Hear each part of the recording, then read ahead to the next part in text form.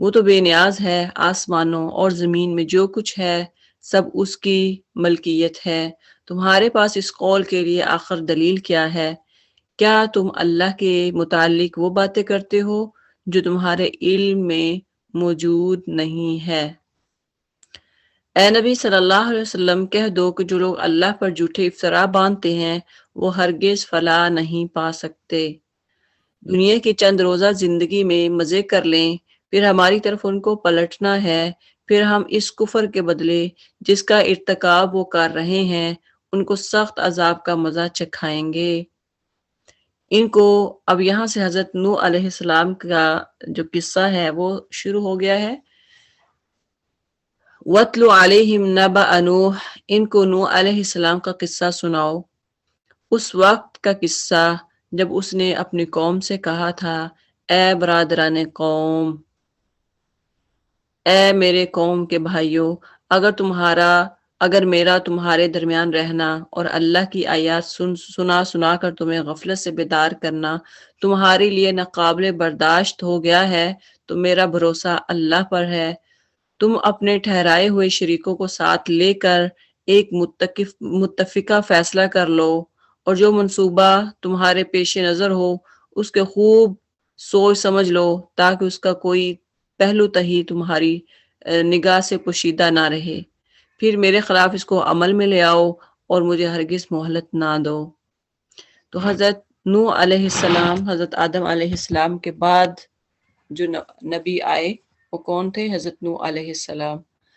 تو انہوں نے اپنی قوم سے خطاب کیا، اور ایڈریس کرنے کے جو ورڈنگ ہے وہ کیا ہونی چاہیے؟ اے میری قوم۔ اسکالر کہتے ہیں کہ جب بھی ایک مبلغ جو ہے وہ لوگوں کو بات بتائے تو ان کو اس طرح سے، اس انداز سے بتائے کہ جیسے آپ کہیں کہ اے میری بہن یا میری بہن، تو یعنی پیار سے ان سے بات کرے، آرام سے بات کرے بجائے کہ سختی سے کرے، جیسا کہ نوح علیہ السلام نے یہاں پہ انداز اپنایا۔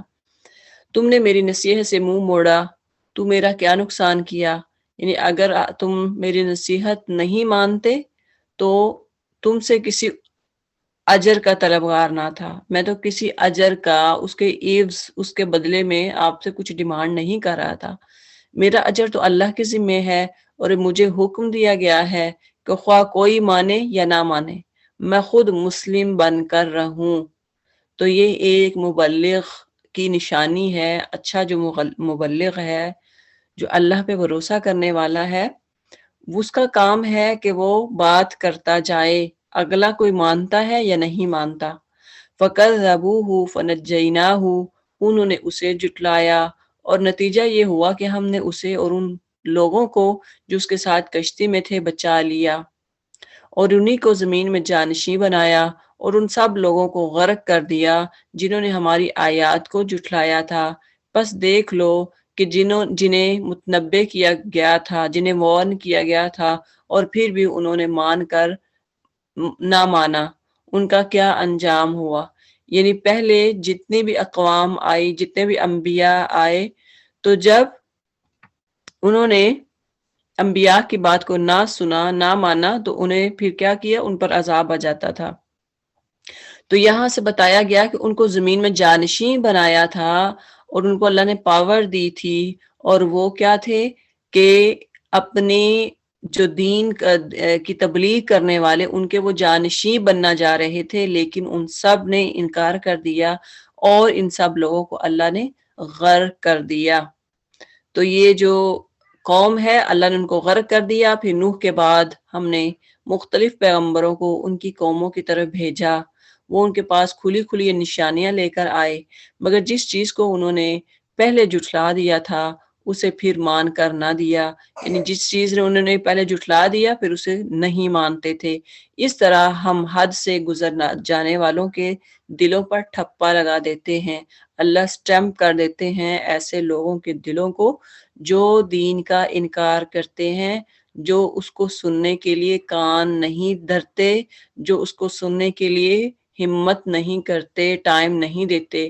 اس موقع پر ان حواشی کو پھر ان کے بعد ہم نے موسیٰ اور ہارون علیہ السلام کو اپنی نشانیوں کے ساتھ فرعون اور اس کے سرداروں کی طرف بھیجا۔ مگر انہوں نے اپنی بڑائی کا گمنڈ کیا، یعنی فرعون نے اور اس کی قوم نے، اور وہ مجرم لوگ تھے۔ بس جب ہمارے پاس سے حق ان کے سامنے آیا تو انہوں نے کہہ دیا کہ یہ تو کھلا جادو ہے۔ موسیٰ علیہ السلام نے کہا، تم حق کو یہ کہتے ہو جبکہ وہ تمہارے سامنے آ گیا، کیا یہ جادو ہے؟ حالانکہ جادوگر فلاح نہیں پایا کرتے۔ انہوں نے جواب دیا، کیا تو اس لیے آیا کہ ہمیں اس طریقے سے پھیر دے جس پر ہم نے اپنے باپ دادا کو پایا ہے، اور زمین میں بڑائی تم دونوں کی قائم ہو جائے، یعنی تم دونوں بھائی جو ہے وہ زمین میں بڑائی قائم کرو، خود مالک بن جو زمین کے، اس لیے آئے ہو؟ تمہاری بات تو ہمیں ماننے والے نہیں ہیں۔ اور فرعون نے اپنے آدمیوں سے کہا کہ ہر ماہر فن جادوگر کو میرے پاس حاضر کرو۔ جب جادوگر آ گئے تو موسیٰ نے ان سے کہا، جو کچھ تمہیں پھینکنا ہے پھینکو۔ پھر جب انہوں نے اپنے آنچر پھینک دیے تو موسیٰ علیہ السلام نے کہا، یہ جو کچھ تم نے پھینکا ہے یہ جادو ہے، اللہ ابھی اسے باطل کیے دیتا ہے۔ مفسدوں کے کام کو اللہ سدھر نہیں دیتا۔ جو مفسد ہیں، ڈس بلیور ہیں، جو اطاعت نہیں کرتے اللہ کی، اللہ ان کے کام کو کبھی بھی صحیح نہیں کرتا، اور اللہ اپنے فرمانوں سے حق کو حق کر دکھاتا ہے، خواہ مجرموں کو وہ کتنا ہی ناگوار ہو۔ پھر دیکھو کہ موسیٰ علیہ السلام کو اس قوم میں سے چند نوجوانوں کے سوا کسی نے نہ مانا۔ اس میں دیکھیں کہ نوجوان اگر دین کی تبلیغ کرنے والے کا ساتھ دیں، یعنی یوتھ جو ہے جب کسی مبلغ کا ساتھ دیتی ہے تو اس وقت بہت زیادہ ان میں پوٹینشل ہوتی ہے دین کو پھیلانے میں۔ وہ ایک تو یعنی دیکھیں کہ اگر یوتھ جب ایک ایج جو ہے میچورٹی کی ایج میں جب پہنچ جاتے ہیں، جب وہ دین کی تبلیغ لوگوں کو کرتے ہیں یا وہ سنتے ہیں تو وہ زیادہ عمل بہتر طریقے سے کرتے ہیں۔ فرعون کے ڈر سے اور خود اپنی قوم کے وہ لوگ سربراہ لوگوں کے ڈر سے جنہیں خوف تھا کہ فرعون ان کو عذاب میں مبتلا کرے گا، اور یہ واقعہ یہ ہے کہ فرعون زمین میں غلبہ رکھتا تھا اور وہ ان لوگوں میں سے تھا جو کسی حد پر رکتے نہیں تھے۔ موسیٰ علیہ السلام نے اپنی قوم سے کہا کہ لوگو، اگر تم واقع اللہ پر ایمان رکھتے ہو تو اس پر بھروسہ کرو اگر مسلمان ہو۔ یعنی کس پہ توکل کرنا ہے؟ اللہ تعالیٰ پہ۔ اللہ پہ بلیو کرو، اللہ پہ بھروسہ کرو اگر تم ایمان رکھتے ہو۔ انہوں نے جواب دیا، ہم نے اللہ پر ہی بھروسہ کیا۔ اے نبی اے ہمارے رب، ہمیں ظالم لوگوں کے لیے فتنہ نہ بنا، اور اپنی رحمت سے ہم کو کافروں سے نجات دے۔ اور ہم نے موسیٰ علیہ السلام اور اس کے بھائی کو اشارہ کیا کہ مصر میں چند مکان اپنی قوم کے لیے مہیا کرو۔ مصر میں چند مکان اپنی قوم کے لیے مہیا کرو، اور اپنے ان مکانوں کو قبلہ ٹھہرا لو اور نماز قائم کرو اور اہل ایمان کو بشارت دے دو۔ موسیٰ علیہ السلام نے دعا کی، اے ہمارے رب، تو نے فرعون اور اس کے سرداروں کو دنیا کی زندگی میں زینت اور اموال سے نواز رکھا ہے۔ اے رب، کیا یہ اس لیے ہے کہ وہ لوگوں کو تیری راہ سے بھٹکائیں؟ یعنی اگر کسی کے پاس مال ہے تو سٹیٹس کانشیس نہیں ہونا، یہاں پہ یہی بات ہو رہی ہے کہ موسیٰ علیہ السلام نے کیا دعا کی تھی؟ ربنا انک آتیت فرعون وملئہ زینہ، یعنی آپ نے، اے ہمارے رب، آپ نے فرعون اور اس کے سرداروں کو کیا دیا ہے؟ زینت دی ہے، دنیا کی زندگی میں زینت بنا دیا ہے۔ وہ اموالا فی الحیات الدنیا، اور ان کو اموال سے نوازا ہے۔ ربنا لیضلوا عن سبیلک، اے رب، کیا یہ اس لیے ہے کہ وہ لوگوں کو تیری راہ سے بھٹکائیں؟ یعنی اگر کسی کے پاس مال ہے تو اس کی وجہ سے، کیونکہ اگر چند لوگ بھی، امیر لوگ بھی، جو ایلیٹ کلاس بھی اگر ایمان لے آئیں تو جو چھوٹی کلاس کے لوگ ہوتے ہیں وہ ان کو دیکھ کے بڑا مانوس ہوتے ہیں، وہ ان کو فالو کرتے ہیں۔ آپ دیکھ لیں کہ اگر اگر نان مسلم میں کوئی فٹ بالر ہے یا کوئی ایکٹر ہے، وہ جب ایمان لے کر آتا ہے تو پوری دنیا میں کس طرح سے لوگ، جو عام لوگ جو ان کے فالوور ہوتے ہیں، کس طرح سے وہ ان کو فالو کرتے ہیں اور حیران رہتے ہیں کہ یہ انہوں نے اسلام قبول کیا تو پھر واقعہ ہی سچ ہوگا، پھر یہ اسلام واقعہ ہی صحیح ہوگا۔ اور ان کو دیکھا دیکھی پھر کتنے لوگ اسلام قبول کرتے ہیں، بنسبت اگر کوئی لوور مڈل کلاس کا عام بندہ اگر کوئی اسلام قبول کرتا ہے تو اس کا اتنا جو ہے وہ دنیا میں ڈنکا نہیں بجتا، اتنا شو آف نہیں ہوتا جتنا ایک امیر لوگ ہوتے ہیں۔ اس لیے اے رب ان کے مال غارق کر دے، اگر وہ ایمان نہیں لاتے تو پھر ان کے مال غارق کر دے، یعنی ان کے مال ختم کر دے اور ان کے دلوں پر ایسی مہر کر دے کہ ایمان نہ لائیں جب تک دردناک عذاب نہ دیکھ لیں۔ اللہ نے جواب میں فرمایا، تم دونوں کی دعا قبول کی گئی، ثابت قدم رہو اور ان لوگوں کے طریقے ہرگز پیروی نہ کرو جو علم نہیں رکھتے۔ تو اس لیے اگر کوئی ایلیٹ کلاس سے تعلق رکھتا ہے، اللہ کا شکر ہے اگر کسی نے، اللہ تعالیٰ نے اس کو مال دیا ہے، تو پھر آپ، اگر آپ کو لگتا ہے کہ آپ کی وجہ سے آپ اگر عام لوگوں کو بات بتائیں گے تو وہ آپ کی بات کو زیادہ سنیں گے، تو آپ پھر تبلیغ کریں، اپنے خاندان میں تبلیغ کریں، اپنی فرینڈز میں اگر آپ کو لوگ دیکھ کر مانوس ہوتے ہیں، اگر آپ کو لوگ دیکھ کر اٹریکٹیو ہوتے ہیں تو پھر آپ ضرور لوگوں کو اپنی بات بتائیں، تبلیغ کریں دین کی۔ اور ہم بنی اسرائیل کو سمندر سے گزار لے گئے، پھر فرعون اس کے لشکر ظلم اور زیادتی کی غرض سے ان کے پیچھے چلے، حتیٰ کہ جب فرعون ڈوبنے لگا تو بول اٹھا، میں نے مان لیا کہ خداوند حقیقی اس کے سوا کوئی نہیں ہے جس پر بنی اسرائیل ایمان لائے۔ اینڈ پہ ایمان لے کے آیا جب کہ اس کی موت کے فرشتے آ گئے تھے، اور میں بھی سر اطاعت جھکا دینے والوں میں سے ہوں۔ جواب دیا گیا، اب ایمان لاتا ہے، حالانکہ اس سے پہلے تک تو نافرمانی کرتا رہا اور فساد برپا کرنے والوں میں سے تھا۔ اب تو ہم صرف تیری لاش ہی کو بچائیں گے تاکہ تو بعد کی نسلوں کے لیے نشان عبرت بنے، اگرچہ بہت سے انسان ایسے ہیں جو ہماری نشانیوں سے غفلت برتتے ہیں۔ جو آج بھی اس کی ممی موجود ہے، دیکھیں کہ اللہ تعالیٰ نے کتنے ہزار سال پہلے اس کو غرق کیا اور آج بھی یہ نشان عبرت ہیں اور لوگ اس کو دیکھ رہے ہیں۔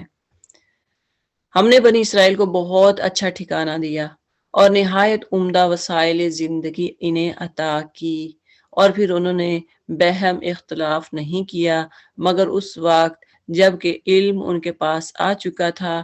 یقیناً تیرا رب قیامت کے روز ان کے درمیان اس چیز کا فیصلہ کرے گا جس میں وہ اختلاف کرتے رہے ہیں۔ اب اگر تجھے اس ہدایت کی طرف سے کچھ بھی شک ہو جو ہم نے تجھ پر نازل کی ہے تو ان لوگوں سے پوچھ لے جو پہلے سے کتاب پڑھ رہے ہیں، فی الواقعہ یہ تیرے پاس حق ہی آیا ہے تیرے رب کی طرف سے، لہٰذا تو شک کرنے والوں میں سے نہ ہو جا۔ تو قرآن جو ہے کتاب، یہ کتاب ہدایت ہے، تو اس لیے اس پہ ڈاؤٹ کرنا کہ کیا یہ قرآن اللہ کی طرف سے ہے یا نہیں، یا یہ ہم تک صحیح پہنچا ہے یا نہیں، تو اس میں کوئی شک کی گنجائش نہیں ہے۔ فلا تکونن من الممترین، لہذا شک کرنے والوں میں سے نہ ہوں اور ان لوگوں میں شامل نہ ہو جنہوں نے اللہ کی آیات کو جھٹلایا ہے، ورنہ تو نقصان اٹھانے والوں میں سے ہوگا۔ حقیقت یہ ہے کہ جن لوگوں پر تیرے رب کا قول راست آ گیا، حقت علیہم کلمۃ ربک، یعنی انہوں نے اللہ تیرے رب کا کلام مان لیا، ان کے سامنے خواہ کوئی نشانی آ جائے وہ کبھی ایمان لا کر نہیں دیتے جب تک وہ دردناک عذاب سامنے آتا نہ دیکھ لیں۔ پھر کیا ایسی کوئی مثال ہے کہ ایک بستی عذاب دے کر ایمان لائی ہو؟ یہاں سے حضرت یونس علیہ السلام کا جو قصہ ہے وہ سٹارٹ ہو گیا ہے کہ ان کی قوم واحد قوم تھی جو عذاب سے پہلے اللہ تعالیٰ نے ان سے عذاب ٹال لیا تھا اور انہوں نے معافی مانگ لی تھی۔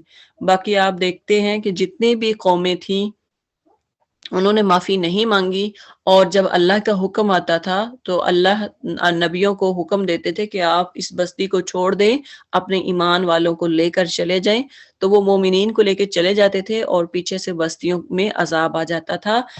یہاں سے ایک واحد بستی ان کی تھی جو یونس علیہ السلام کی، کیونکہ حضرت یونس علیہ السلام نے بغیر اللہ کے حکم کے، ابھی اللہ کا حکم نہیں آیا تھا کہ آپ بستی کو چھوڑ دیں، تو بغیر اللہ کی اجازت سے بستی کو چھوڑ دیا اور اپنی قوم سے کہا کہ اب تم انتظار کرو اور دیکھو کہ تم پر کیسے عذاب آتا ہے۔ اس پر یہ واقعہ شروع ہو رہا ہے، فلولا كانت قرية آمنت فنفعها، پھر کیا ایسی کوئی مثال ہے کہ ایک بستی عذاب دیکھ کر ایمان لائی ہو اور اس کا ایمان اس کے لیے نفع بخش ثابت ہوا ہو؟ یونس علیہ السلام کی قوم کے سوا اس کی کوئی نظیر نہیں اور کوئی اگزامپل نہیں ملتی سوائے حضرت یونس علیہ السلام کی قوم کے۔ وہ قوم جب ایمان لے آئی تھی تو البتہ ہم نے اس پر سے دنیا کی زندگی میں رسوائی کا عذاب ٹال دیا تھا اور اس کو ایک مدت تک زندگی سے بہرمند ہونے کا موقع دیا تھا۔ اگر تیرے رب کی مشیت یہ ہوتی کہ زمین میں سب مومن اور فرما بردار ہی ہوں تو سارے اہل زمین ایمان لے آئے ہوتے، پھر کیا تو لوگوں کو مجبور کرے گا کہ وہ مومن ہو جائیں؟ لہٰذا کوئی کسی کو مجبور نہیں کر سکتا، ایون کہ آپ صلی اللہ علیہ وسلم بھی، انبیاء بھی کسی کو مجبور نہیں کر سکتے تھے ایمان لانے میں۔ اگر اللہ چاہتا تو سارے مسلمان ہو جاتے، لیکن اللہ نے یہ دنیا امتحان کی جگہ بنائی ہے، یہ امتحان کی جا ہے، اس لیے اس میں رہ کر اللہ دیکھنا چاہتا ہے۔ اللہ نے دو راستے بتا دیے ہیں، اللہ تعالیٰ دیکھنا چاہتا ہے کہ کون ہے جو ایمان لاتا ہے، کون ہے جو سیدھے راستے پہ ڈٹ جاتا ہے۔ اس میں مشکلات بھی آئیں گی، لیکن اس کے باوجود جو اللہ کی راہ پر چلے گا وہی کامیاب ہوگا۔ وَمَا كَانَ لِنَفْسٍ أَن نُؤْمِنَ إِلَّا بِإِذْنِ اللَّهِ، کوئی نفس اللہ کے حکم کے بغیر ایمان نہیں لا سکتا، اور اللہ کا یہ طریقہ ہے کہ جو لوگ عقل سے کام نہیں لیتے وہ ان پر گندگی ڈال دیتا ہے۔ ان سے کہو زمین اور آسمان میں جو کچھ ہے اسے آنکھیں کھول کر دیکھو، اور جو لوگ ایمان لانا ہی نہیں چاہتے ان کے لیے نشانیاں اور تنبیہ آخر کیا مفید ہو سکتی ہیں۔ یعنی جن کو اللہ نے آنکھیں دی ہیں اس کے باوجود وہ ان آنکھوں سے نہیں دیکھتے جو کہ سوچنے سمجھنے کی صلاحیت ہو، جن کو دیکھ کر وہ عبرت حاصل کریں، تو پھر اللہ فرماتا ہے کہ ایسی آنکھیں کھول کر یہ نہیں دیکھتے، تو یہ جو لوگ ایمان لانا ہی نہیں چاہتے ان کے لیے نشانیاں اور تنبیہ یعنی وارننگ آخر کیا مفید ہوگی، کوئی بینیفیشل نہیں ہوں گی، کوئی فائدہ نہیں دیں گی، بینیفٹ نہیں ہوں گی ان کی نشانیاں دیکھنا، زمین کو دیکھنا، اس میں چلنا پھرنا۔ اب یہ لوگ اس کے سوا اور کس چیز کے منتظر ہیں کہ وہی برے دن دیکھیں جو ان سے پہلے گزرے ہوئے لوگ دیکھ چکے ہیں۔ ان سے کہو اچھا انتظار کرو، میں بھی تمہارے ساتھ انتظار کرتا ہوں۔ اے نبی صلی اللہ علیہ وسلم کہہ دو کہ لوگو اگر تم ابھی تک میرے دین کے متعلق کسی شک میں ہو تو سن لو کہ تم اللہ کے سوا جن کی بندگی کرتے ہو میں ان کی بندگی نہیں کرتا۔ وہی بات سورہ کافرون کی کہ لا اعبد ما تعبدون ولا انا عابد ما عبدتم، یعنی میں اس چیز کی بندگی نہیں کرتا جس کی بندگی تم کرتے ہو۔ تم کس کی بندگی کرتے ہو، کس کی عبادت کرتے ہو؟ بتوں کی، بتوں کو پوجتے ہو، اس لیے میں تمہارے بتوں کی عبادت کرنے والا نہیں ہوں۔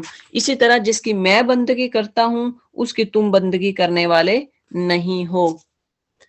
تو آگے فرمایا کہ وَلَكِنْ أَعْبُدُ اللَّهَ الَّذِي يَتَوَفَّاكُمْ، بلکہ صرف اسی خدا کی بندگی کرتا ہوں جس کے قبضے میں تمہاری موت ہے۔ مجھے حکم دیا گیا ہے کہ میں ایمان لانے والوں میں سے ہوں، اور مجھ سے فرمایا گیا ہے کہ تو یکسو ہو کر اپنے آپ کو ٹھیک ٹھیک اس دین پر قائم کر دے اور ہرگز ہرگز مشرکوں میں سے نہ ہو جا، اور اللہ کو چھوڑ کر کسی ایسی ہستی کو نہ پکار جو تجھے نہ فائدہ پہنچا سکتی ہے نہ نقصان۔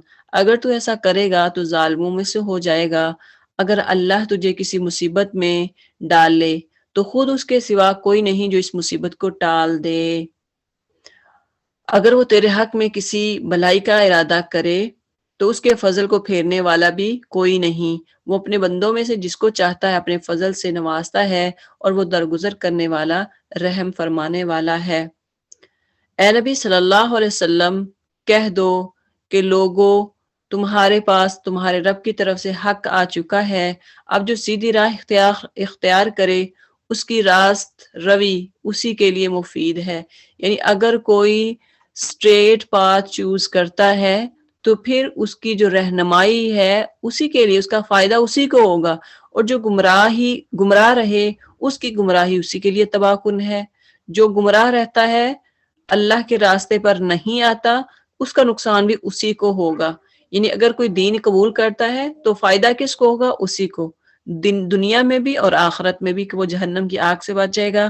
اگر کوئی گمراہی لیتا ہے تو دنیا میں بھی اس کے لیے وہ گمراہ رہے گا، اور آخرت میں بھی اس کے لیے تباہی ہے، یعنی جہنم ہے اس کے لیے۔ اور میں تمہارے اوپر کوئی حوالہ دار نہیں ہوں، کوئی وکیل نہیں ہوں کہ میں زبردستی تمہیں پھیر دوں۔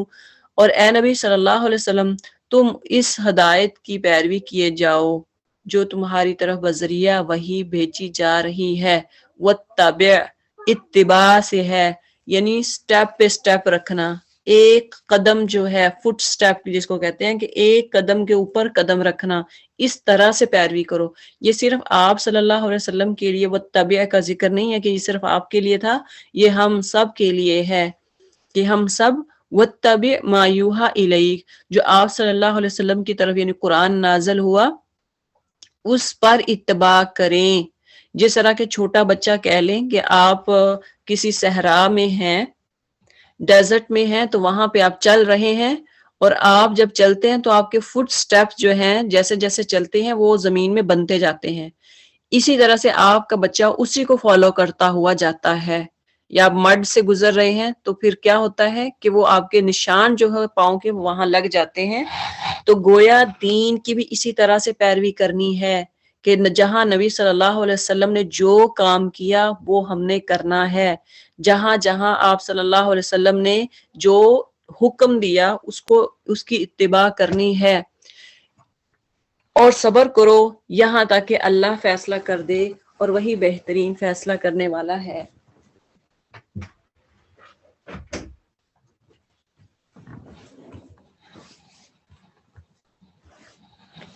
آگے سورہ سٹارٹ ہو رہی ہے، سورہ ہود۔ سورہ ہود کہتے ہیں کہ یہ قوم کا نام ہے، اور جب یہ سورہ نازل ہوئی تو حضرت ابو بکر صدیق رضی اللہ تعالی عنہ نے فرمایا کہ اے نبی صلی اللہ علیہ وسلم، میں دیکھتا ہوں کہ آپ کے جو بال مبارک ہیں وہ سفید ہو رہے ہیں۔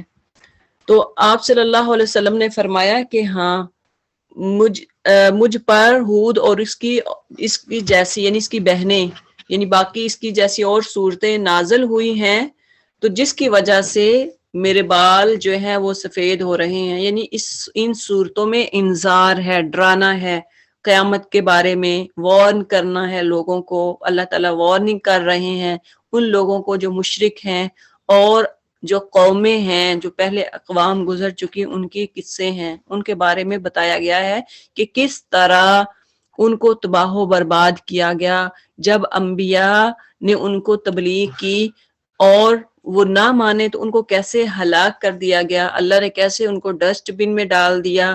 آج اگر آپ کی قوم بھی، اگر آپ کے لوگ بھی دین کو سن کر نہیں مانیں گے تو پھر آپ کی قوم کے ساتھ بھی یہی سلوک ہوگا۔ بسم اللہ الرحمن الرحیم۔ الف لام را کتاب احکمت آیاتہ ثم فصلت من لدن حکیم خبیر۔ الف لام را فرمان ہے جس کی آیتیں پختہ اور مفصل ارشاد ہوئی ہیں۔ اس کتاب کی آیات یعنی قرآن کی آیات تفصیل کے ساتھ ہے، ڈیٹیل میں ہے، اور مفصل ارشاد ہوئی ہیں۔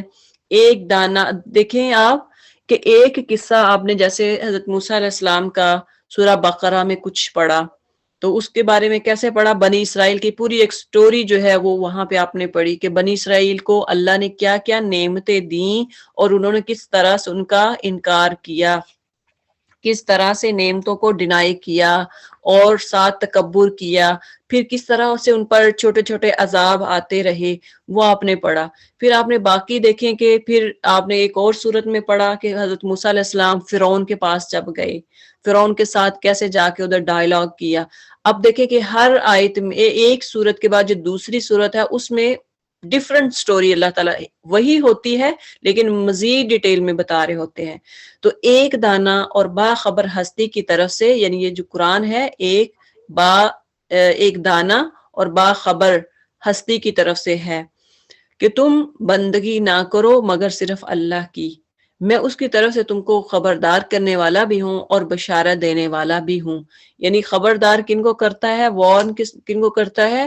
جو ایمان نہیں لاتے، ان کو جہنم کے بارے میں بتانے والا اور جنت کی خوشخبری دینے والا۔ یہ حدیث کا مفہوم ہے کہ حضرت جبرائیل علیہ السلام کو اللہ تعالیٰ نے جب جنت کو بنایا تو اس وقت حضرت جبرائیل علیہ السلام کو جنت کی سیر کا کہا کہ جو جنت کو دیکھ کے آؤ کیسی ہے۔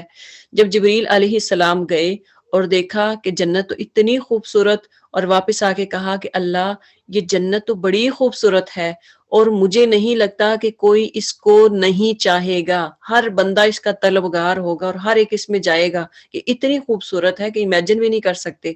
اس پر پھر اللہ تعالیٰ نے دوبارہ کہا کہ جبریل دوبارہ جائیں، آپ جنت کو دیکھ کے آئیں۔ تو حضرت جبریل علیہ السلام دوبارہ گئے اور انہوں نے جنت کو دیکھا اور واپس آئے اور کہا کہ اللہ جنت میں جانا تو اتنا مشکل ہے، یعنی وہاں پہ آپ کو اب دیکھیں کہ جو جنت میں جانے والے ہیں ان کے لیے کتنی مشکلات آئیں گی، اپ اینڈ ڈاؤن آئیں گے، ان کے لیے ہرڈلز آئیں گے۔ اگر وہ ثابت قدم رہے، اگر صبر سے کام لیتے رہے، مشکلات کو فیس کرتے رہے صبر کے ساتھ، پھر بڑی مشکل سے لوگ جنت میں جائیں گے۔ مجھے لگتا ہے جیسے کوئی جنت میں جائے گا ہی نہیں، کیونکہ وہاں پہ اللہ تعالیٰ نے مشکلات بنا دی ہیں کہ کیا کیا دنیا میں آپ کو مشکلات فیس کرنی پڑیں گی۔ تو اس پر پھر اللہ تعالیٰ نے جہنم بنائی اور کہا کہ جو جہنم کو دیکھ کے آؤ۔ جب جہنم کو دیکھا تو حضرت جبریل علیہ السلام نے کہا کہ اللہ جہنم تو اتنی سخت ہے اور مجھے نہیں لگتا کوئی اس کے بارے میں سنے گا تو اس میں جانے کی کوشش کرے گا، کوئی بھی اس میں جہنم میں داخل نہیں ہوگا۔ پھر اللہ تعالیٰ نے دوبارہ کہا کہ جبریل اب جائیں۔ جبریل علیہ السلام دوبارہ گئے اور دیکھا کہ اتنا آسان ہے جہنم میں جانا۔ کیا مطلب ہے کہ اللہ تعالیٰ نے جہنم میں جو لوگ جانے والے ان کے لیے اتنا آسانی پیدا کر دی۔ مثلا دنیا میں اللہ تعالیٰ نے ان کو بہت زیادہ نعمتیں دی، وہ نعمتوں کی ناشکری کرنے والے، دنیا کی ہر چیز کو خوبصورت کر کے بنایا کہ جتنا چاہو تم فائدہ اٹھاؤ، جو چاہو تم زندگی گزارو۔ جو لوگ اس طرح سے اللہ کے احکامات کی فرما برداری میں نہیں، نافرمانی میں اپنی زندگی گزارنے والے ہیں، تو ان کے لیے تو جہنم میں جانا کوئی مشکل نہیں کام ہے۔ تو پھر اللہ تعالیٰ نے فرمایا کہ جنت میں وہی جائے گا۔ پھر جنت سے پوچھا کہ جنت تیرے میں کون جائے گا؟ تو کہا کہ میرے اندر جو مومن لوگ ہوں گے وہ میرے پاس آئیں گے، وہ میرے اندر داخل ہوں گے۔ تو اب دیکھیں کہ مومن کیا کرتے ہیں، مومن جو ہیں ان کے لیے کیا کیا کرنا ہوتا ہے۔ اللہ تعالیٰ بار بار کہتے ہیں کہ نماز قائم کرو، زکوٰۃ ادا کرو، حج کرو، روزے رکھو، جو لوگ ہیں جو ہمسائے ہیں ان کا خیال رکھو، امر بالمعروف کرو، نہی عن المنکر کرو۔ کس طرح سے یعنی اللہ تعالیٰ نے بار بار مومنین کی جو کیٹیگریز بتائی ہیں، کس طرح سے جو کام کرنے ہوں گے وہ کام کریں گے، پھر مشکلات آئیں گی ان کو فیس کریں گے، پھر جنت میں جائیں گے۔ تو اللہ تعالیٰ ہمیں دنیا میں جتنی بھی مشکلات ہوں اللہ تعالیٰ ان کو حل کر کے ہمیں جنت الفردوس میں جانے کی توفیق عطا فرمائے، آمین۔ وہ آگے خوشخبری دینے والے، یعنی کن کو خوشخبری دینے والے ہیں؟ جو اللہ کی آیات کو مانتے ہیں، جو اللہ کی آیات کو سن کر یعنی قرآن کو سن کر عمل کرنے والے ہیں، ان کے لیے اللہ تعالیٰ جنت کی نبی صلی اللہ علیہ وسلم جنت کی خوشخبری دینے والے ہیں۔ وَنِسْتَغْفِرُوا رَبَّكُمْ ثُمَّ تُوبُوا إِلَيْهِ، اور یہ کہ تم اپنے رب سے معافی مانگو اور اس کی طرف پلٹ آؤ تو وہ ایک مدت خاص تک تم کو اچھا سامان زندگی دے گا اور ہر صاحب فضل کو اس کا فضل عطا کرے گا۔ لیکن اگر تم منہ پھیرتے ہو تو میں تمہارے حق میں ایک بڑے ہولناک دن کے عذاب سے ڈراتا ہوں۔ تم سب کو اللہ کی طرف پلٹنا ہے اور وہ سب کچھ کر سکتا ہے۔ دیکھو یہ لوگ اپنے سینوں کو موڑتے ہیں تاکہ اسے چھپ جائیں، خبردار جبکہ کپڑوں سے اپنے آپ کو ڈھانپتے ہیں، اللہ ان کے چھپے کو بھی جانتا ہے اور کھلے کو بھی۔ اللہ تو کوئی ہڈن ہے یا ظاہری ہے، اللہ ہر ایک کو جانتا ہے، وہ تو ان بھیدوں سے بھی واقف ہے جو سینوں میں ہے۔ زمین میں چلنے والا کوئی جانور ایسا نہیں جس کا رزق اللہ کے ذمے نہ ہو اور جس کے متعلق وہ نہ جانتا ہو کہ کہاں وہ رہتا ہے اور کہاں وہ سونپا جاتا ہے۔ سب کچھ ایک صاف دفتر میں درج ہے۔ دیکھیں کہ جتنے بھی زمین میں دبے کیڑے ہیں، سمندر میں، پہاڑوں میں، جہاں جہاں جو کچھ بھی مخلوق ہے، اللہ کی ہر ایک کریشن اللہ تعالیٰ اس کو جانتا ہے۔ مستقرہا و مستودعہا، یعنی وہ کہاں جاتا ہے اور سب کچھ ایک اس کے دفتر میں موجود ہے۔ اور وہی ہے جس نے آسمانوں اور زمین کو 6 دنوں میں پیدا کیا، جبکہ اس سے پہلے اس کا عرش پانی پر تھا، تاکہ تم کو آزما کر دیکھے تم میں کون بہتر عمل کرنے والا ہے۔ اب اگر اے نبی صلی اللہ علیہ وسلم تم کہتے ہو کہ لوگ مرنے کے بعد تم دوبارہ اٹھائے جاؤ گے، مرنے کے بعد تم دوبارہ اٹھائے جاؤ گے، تو منکرین فوراً بول اٹھتے ہیں کہ یہ تو صریح جادوگری ہے، یعنی وہ موت کا انکار کرنے والے ہیں کہ ہمیں تو دوبارہ سے زندہ نہیں کیا جائے گا۔ اگر ہم ایک خاص مدت تک ان کی سزا کو ٹالتے ہیں تو وہ کہنے لگتے ہیں کہ آخر کس چیز نے اسے روک رکھا ہے۔ سنو، جس روز اس سزا کا وقت آ گیا تو وہ کسی کے پھیرے نہ پھر سکے گا، اور وہی چیز ان کے گھیرے گی جس کا وہ مذاق اڑا رہے ہیں۔ یعنی موت جو ہے وہ اس کو نہیں مانتے کہ موت آئے گی یا قیامت آئے گی، تو اللہ تعالیٰ فرما رہے ہیں کہ اسی جس کا وہ مذاق اڑاتے ہیں قیامت کا، تو وہی ان کو گھیرے گی۔ اگر کبھی ہم انسان کو اپنی رحمت سے نوازنے کے بعد پھر اسے محروم کر دیتے ہیں تو وہ مایوس ہوتا ہے اور ناشکری کرنے لگتا ہے، اور اگر مصیبت کے بعد جو اس پر آئی تھی ہم اسے نعمت کا مزہ چکھاتے ہیں تو کہتا ہے میرے تو سارے دلدا پارا ہو گئے، یعنی لَيَقُولَنَّ ذَهَبَ السَّيِّئَاتُ عَنِّي، یعنی میرے سے سارے برائیاں جو ہیں وہ ساری ختم ہو گئیں۔ إِنَّهُ لَفَرِحٌ فَخُورٌ، پھر وہ پھولا نہیں سماتا اور اکڑنے لگتا ہے۔ کیا ہم بھی آج جو ہمیں دیکھنے کے لیے اللہ تعالیٰ نے دیکھیں کہ ایک اتنی آیات جو ہے بتا دی کہ وہ انسان جب اس پہ مشکل آتی ہے، اس پر ہرڈلز آتی ہیں، اپ اینڈ ڈاؤنز ہوتی ہیں، تو کیا کرتا ہے؟ پھر وہ مایوس ہو جاتا ہے۔ اگر اس پہ مشکل آتی ہے تو پھر وہ مایوس ہو جاتا ہے۔ تو مومن جو ہوتا ہے وہ اس کے برعکس ہوتا ہے، کافر اور منافق کے اپوزٹ ہوتا ہے مومن۔ تو مومن کا جو کریکٹر وہ کیا ہوتا ہے؟ وہ ہوپ اور امید اور خوف کے درمیان میں ہوتا ہے۔ یعنی امید کیا ہے؟ تو اس کو امید ہوتی ہے کہ ایک نہ ایک دن یہ مشکل میرے سے ٹل جائے گی، اور یہ مشکل دینے والا بھی کون ہے؟ اللہ کی ذات ہے۔ اللہ پہ وہ توکل کرتا ہے، اس کو امید ہوتی ہے کہ ایک نہ ایک دن میرا اللہ جس نے یہ مشکل میرے پہ نازل کی ہے یہ ضرور ٹل جائے گی، یہ ضرور دور ہو جائے گی۔ اور اس کو خوف ہوتا ہے اگر اس مشکل میں اگر کوئی بھی بے صبری کی مشکل حالات آ گئے ہیں، اگر کوئی بھی رویا کرلایا اور واویلا کیا، تو اللہ تعالیٰ کہیں اللہ کا ڈر ہوتا ہے کہ اللہ اس کے بدلے میں مجھے عذاب نہ دے دے۔ تو اس طرح سے مومن جو ہوتا ہے خوف اور ڈر فیر کے درمیان ہوتا ہے، دونوں چیزیں اس کے ساتھ ساتھ ہوتی ہیں۔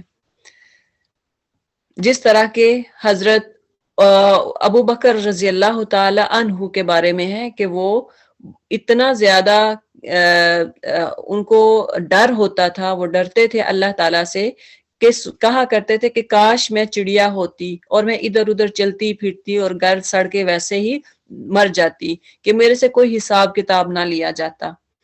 تو اللہ تعالی جو حساب کتاب ہے، یا دنیا میں آپ جو بھی کام کر رہے ہیں، جب آپ کو امید ہوگی کہ اللہ ایک دن اس میری مشکل کو ٹال دیں گے، مشکل کو ختم کر دیں گے، اور صبر کے ساتھ رہتا ہے تو پھر وہ صحیح ہے۔ ورنہ کیا ہے کہ وہ لوگ، یعنی اس شخص کی مثال اللہ تعالیٰ دے رہے ہیں کہ ایسا شخص جب اس کو ہم اپنی نعمتیں دیتے ہیں تو پھر کیا کرتا ہے، سب کچھ بھول جاتا ہے کہ پہلے میرے پہ اتنی مشکلات آئیں اور میں نے اللہ سے مانگا تو اور مشکلات ٹل گئیں، پھر کیا کرتا ہے، یہ تو نہیں میری وجہ سے ہوا، یہ تو سب کچھ کریڈٹ کس کو دیتا ہے، اپنے آپ کو۔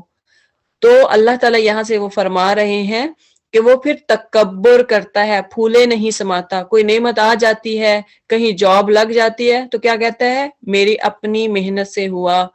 اگر کوئی اچھی سی بات، کوئی اچھا کام ہو جاتا ہے، کوئی بزنس میں پروفٹ آتا ہے تو کیا کہتا ہے، میری محنت کے بل بوتے ہوا۔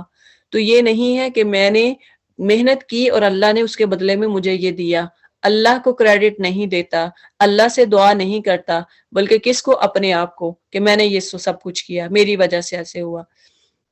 اِلَّا الَّذِينَ صَبَرُوا، لیکن یہاں پہ بتا رہے ہیں کہ سوائے ان لوگوں کے جنہوں نے صبر کیا، وَعَامِلُوا الصَّالِحَاتِ، اور ساتھ نیک اعمال کیے، اولئک لہم مغفرۃ واجر کبیر، وہی لوگ نیکوکار ہیں، ان کے لیے مغفرت اور بہت بڑا اجر ہے۔ تو اے نبی صلی اللہ علیہ وسلم، کہیں ایسا نہ ہو کہ تم ان چیزوں میں سے کسی چیز کو بیان کرنے سے چھوڑ دو جو تمہاری طرف وحی کی جا رہی ہے، یعنی کتاب کی تبلیغ جو ہے اس کو نہیں چھوڑنا، اور اس بات پر دل تنگ ہو کہ وہ کہیں گے اس شخص پر کوئی خزانہ کیوں نہ اتارا گیا، یا یہ کہ اس کے ساتھ کوئی فرشتہ کیوں نہ آیا۔ تم تو محض خبردار کرنے والے ہو، آگے ہر چیز کا حوالہ دار اللہ تعالی ہے۔ تو سٹیٹس کانشیس ہو کے کسی سے سکیر ہونے کی ضرورت نہیں ہے کہ یہ لوگ تو مالدار ہیں اور میں کس طرح سے ان کو تبلیغ کروں۔ اللہ تعالیٰ فرما رہے ہیں کہ جو تمہیں دیا گیا ہے، اس جو وہی تم پر نازل کی گئی ہے، اس کو لوگوں تک بیان کرتے رہیں، اپنے دل کو تنگ نہ کریں، ان سے نہ گھبرائیں، لوگوں کی باتوں سے نہ گھبرائیں کہ لوگ پیپل کانشیس نہ ہوں کہ لوگ کیا کہیں گے، لوگ مجھے تکلیف دیں گے۔ ہمیں اگر کوئی ایک دفعہ بھی بات کر دے، آپ اگر محفل میں بیٹھے ہیں، گیدرنگ میں ہیں، لوگ آپ کے پاس ہیں، خواتین آپ کے پاس ہیں، تو آپ اگر ان کو دین کی طرف بلاتے ہیں اور کوئی اٹھ کے آپ کو یہ کہہ دے کہ بڑی آئی ملوانی، چل ایسی باتیں نہ کر، ہمیں ہنسنے دو، ہمیں انجوائے کرنے دو محفل، تو ہمیں کیا ہوگا، ہم فوراً وہاں پہ کبھی بھی پھر اس طرح سے ان لوگوں کے سامنے تبلیغ نہیں کریں گے، کبھی بھی ان کو اچھائی کا حکم نہیں دیں گے۔ تو نبی صلی اللہ علیہ وسلم اسی طرف اشارہ ہے کہ آپ صلی اللہ علیہ وسلم پیپل کانشیس نہیں ہوں، اپنا دل تنگ نہیں کریں، لوگوں کا کام ہے باتیں کرنا، آپ کا کام ہے تبلیغ کرنا۔ ام یقولون افترا، کیا یہ کہتے ہیں کہ پیغمبر نے یہ کتاب خود گھڑ لی ہے؟ کہو اچھا یہ بات ہے تو اس جیسی گھڑی ہوئی 10 صورتیں تم بنا لاؤ، یعنی اگر تم سمجھتے ہو کہ یہ کتاب اللہ نبی صلی اللہ علیہ وسلم نے خود بنائی ہے تو پھر ایسی 10 اور صورتیں بنا لاؤ، اللہ اور اس کے اللہ کے سوا جو تمہارے معبود ہیں ان کو مدد کے لیے بلا سکتے ہو بلا لو، اگر تم انہیں معبود سمجھنے میں سچے ہو۔ یعنی اللہ نے کھلا چیلنج کر دیا کہ آؤ، اور اس جیسی اگر تم انکار کرتے ہو کہ یہ کتاب نبی صلی اللہ علیہ وسلم نے خود بنائی ہے تو تم بھی بنا کے دکھاؤ نا۔ اب اگر وہ تمہارے معبود تمہاری مدد کو نہیں پہنچتے تو جان لو کہ یہ اللہ کے علم سے نازل ہوئی ہے، اور یہ کہ اللہ کے سوا کوئی حقیقی معبود نہیں ہے۔ پھر کیا تم اس امر حق کے آگے سر تسلیم خم کرتے ہو، یعنی تم مسلمان ہوتے ہو، تم اس کو قبول کرتے ہو۔ من کان یرید الحیات الدنیا، جو لوگ بس اسی دنیا کی زندگی اور اس کی خوش نمائیوں کے طالب ہوتے ہیں، ان کی کارگزاری کا سارا پھل ہم یہی ان کو دیے جاتے ہیں۔ یعنی صرف ایک بندہ جو دعا کرتا ہے کہ اللہ مجھے صرف دنیا دے دے، کوئی بھی کام، اگر کوئی دین کا کام بھی کر رہا ہے اور صرف یہ سوچتا ہے دنیا کمانے کے لیے میں کام کر رہا ہوں، اللہ تعالیٰ پھر اس کا مقصد جو ہے وہ پورا کر دیتے ہیں، اس کا مقصد ہو جائے گا، اس کو دنیا مل جائے گی۔ اللہ تعالیٰ کہتے ہیں ان کی پھر ہم سارا کچھ دنیا میں دے دیتے ہیں اور اس میں ان کے ساتھ کوئی کمی نہیں کی جاتی۔ مگر آخرت میں ایسے لوگوں کے لیے آگ کے سوا کچھ نہیں ہے، وہاں معلوم ہو جائے گا کہ جو کچھ انہوں نے دنیا میں بنایا وہ سب ملیا میٹ ہو گیا، سب کچھ ڈسٹروائے ہو گیا، اور اب ان کا سارا کیا دھرا محض باطل ہے۔ اسی لیے آتا ہے کہ اللہ تعالیٰ نے فرمایا کہ ربنا آتنا فی الدنیا حسنہ وفی الآخرۃ حسنہ وقنا عذاب النار۔ تو یہ دعا زیادہ سے زیادہ کیا کریں کہ اللہ ہماری دنیا اور آخرت دونوں کو اچھا بنا دے۔ افمن کان علی بینۃ من ربہ، پھر بلا وہ شخص جو اپنے رب کی طرف سے ایک صاف شہادت رکھتا تھا، اس کے بعد ایک گواہ بھی پروردگار کی طرف سے اس شہادت کی تائید میں آ گیا، اور پہلے موسیٰ کی کتاب رہنما اور رحمت کے طور پر آئی ہوئی بھی موجود تھی، کیا وہ بھی دنیا پرستوں کی طرح ان سے انکار کر سکتا ہے؟ ایسے لوگ تو اس پر ایمان ہی لائیں گے، اور انسانی گروہوں میں سے جو کوئی اس کا انکار کرے تو اس کے لیے جس چیز کا وعدہ ہے وہ دوزخ ہے۔ بس اے پیغمبر صلی اللہ علیہ وسلم، تم اس چیز کی طرف سے کسی شک میں نہ پڑنا، یہ حق ہے تمہارے رب کی طرف سے، مگر اکثر لوگ نہیں مانتے۔ اور اس شخص سے بڑھ کر ظالم اور کون ہوگا جو اللہ پر جھوٹ گھڑے؟ ایسے لوگ اپنے رب کی حضور پیش ہوں گے اور گواہ شہادت دیں گے کہ یہ ہیں وہ لوگ جنہوں نے اپنے رب پر جھوٹ گڑا تھا۔ سنو، خدا کی لعنت ہے ظالموں پر، ان ظالموں پر جو خدا کے راستے سے لوگوں کو روکتے ہیں اور اس کے راستے کو ٹیڑھا کرنا چاہتے ہیں اور آخرت کا انکار کرتے ہیں۔ وہ زمین میں اللہ کو بے بس کرنے والے نہ تھے، نہ اللہ کے مقابلے میں کوئی ان کا حامی تھا۔ انہیں اب دوہرا عذاب دیا جائے گا، ان کو ڈبل عذاب ملے گا۔ وہ نہ کسی کی سن ہی سکتے تھے اور نہ خود ہی انہیں کچھ سوجتا تھا، یعنی عقل ہونے کے باوجود وہ کسی کی نہ سمجھتے تھے، نہ خود خیال کرتے تھے، نہ خود سمجھتے تھے کہ یہ اللہ کی کتاب ہے۔ یہ وہ لوگ ہیں جنہوں نے اپنے آپ کو خود گھاٹے میں ڈالا اور وہ سب کچھ ان سے کھو گیا جو انہوں نے گھڑ رکھا تھا۔ ناگزیر لا جرم انہم فی الآخرۃ هم الاخسرون، ناگزیر ہے کہ وہی آخرت میں سب سے بڑے لوزر ہوں گے۔ اللہ تعالیٰ نے بتا دیا، ان الذین آمنوا، سوائے ان لوگوں کے وہ لوگ جو ایمان لائے اور جنہوں نے نیک عمل کیے اور اپنے رب ہی کے ہو کر رہے، صرف اللہ کے ہو کر رہے، تو یقیناً وہ جنتی لوگ ہیں اور جنت میں وہ ہمیشہ رہیں گے۔ ان دونوں فریقوں کی مثال ایسی ہے جیسے ایک آدمی تو ہوا اندھا بہرا اور دوسرا ہوا دیکھنے اور سننے والا۔ یعنی کن کی مثال جو اللہ تعالیٰ نے پچھلی آیات میں بتائی ہیں کہ ایمان والا اور دوسرا وہ شخص جو ایمان کا انکار کرنے والا ہے، ان کی مثال کالاعمی والاصم والبصیر والسمیع، یعنی ایسے دو فریق، ایسے دو گروہ کی مثال کی طرح ہے۔ ایک جیسے اندھا ہو، بہرا ہو، ڈیف ہو، کوئی دیکھ نہ سکتا ہو، اور دوسرا جو دیکھنے والا اور سننے والا نارمل انسان ہے، کہ کیا یہ دونوں یکساں ہو سکتے ہیں؟ کیا یہ دونوں ایکول ہیں، برابر ہیں؟ کیا تم اس مثال سے کچھ سبق نہیں لیتے؟ یعنی اللہ تعالیٰ نے بتا دیا کہ جو شخص انکار کرتا ہے، قرآن پہ عمل نہیں کرتا، جو شخص آپ صلی اللہ علیہ وسلم کو دیکھ کر بوجھ کر سب کچھ جانتے بوجھتے بھی کہ آپ صلی اللہ علیہ وسلم ایک سچے نبی تھے، سچے نبی ہیں، اس کے باوجود ایمان نہیں لاتے، اس کی مثال کیسے ہے؟ جو ڈیف ہو، جو بلائنڈ ہو، کہ دیکھنے کے باوجود بھی وہ نہیں سمجھتا۔ اور دوسرا جو مومن ہے، اس کی مثال ہے بصیر اور سمیع کی، کہ وہ دیکھ بھی رہا ہے اور سن بھی رہا ہے۔ تو یہ دونوں ایکول نہیں ہیں، برابر نہیں ہیں۔ افلا تذکرون، کیا تم اس مثال سے کوئی سبق نہیں لیتے؟ اور ایسے ہی حالات تھے جب ہم نے نوح علیہ السلام کو اس کی قوم کی طرف بھیجا تھا اور اس نے کہا میں تم لوگوں کو صاف صاف خبردار کرتا ہوں۔ دیکھیں کہ پہلی جو سورہ ہے، سورہ یونس، اس میں بھی نوح علیہ السلام کا تذکرہ آیا۔ اب سورہ ہود جو ہے اس میں بھی آگے پیغمبر جتنے آئے ان کا تذکرہ آ رہا ہے۔ کیا اللہ کے سوا کسی کی بندگی نہ کرو۔ نوح علیہ السلام نے کیا کہا تھا؟ اللہ تعبدوا الا اللہ۔ دیکھیں کہ جتنے بھی انبیاء آئے، سب کا جو پہلا کلمہ جب ہم کہتے ہیں لا الہ الا اللہ محمد رسول اللہ، اس کے 2 پارٹ ہیں. اگر پہلا پارٹ دیکھیں تو سب انبیاء پہلے پارٹ جو ہے لا الہ الا اللہ، کہ صرف اللہ ایک ہے. سارے انبیاء اسی کی تبلیغ کرتے تھے، سب کو یہی کہتے تھے کہ اللہ کی عبادت کرو. انی اخاف علیکم، کہ میں تمہیں ڈراتا ہوں، عذاب یوم علیم، تم پر ایک دردناک عذاب کے ایک دن آئے گا جب دردناک عذاب ہوگا. جواب میں اس قوم کے سردار جنہوں نے اس کی بات ماننے سے انکار کیا. پھر یہاں پہ وقال الملأ الذین، مالا کا ہم نے پہلے بھی ڈسکس کیا تھا کہ مالا وہ ایلیٹ کلاس کے لوگ ہیں جن سے لوگ انفلوئنس ہوتے ہیں، وہ لوگ جو کہ جن کی بات لوگ سنتے ہیں.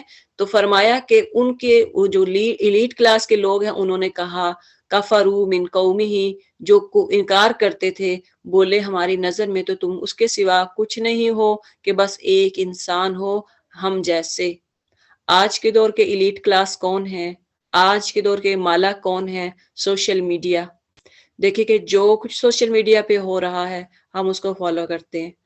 نارملی عام لوگ جو ہے وہ اس کو فالو کرتے ہیں. جو کچھ سوشل میڈیا، ڈیزائن کیسا ویسا ڈیزائن کپڑوں کا پہننا ہے. جیسا آج کل جوتوں کا چل رہا ہے سوشل میڈیا پہ، ہم نے جوتے بھی ویسے لینے ہیں. جو ٹرینڈ سوشل میڈیا پہ ہے اسی کو ہم نے اپنانا ہے.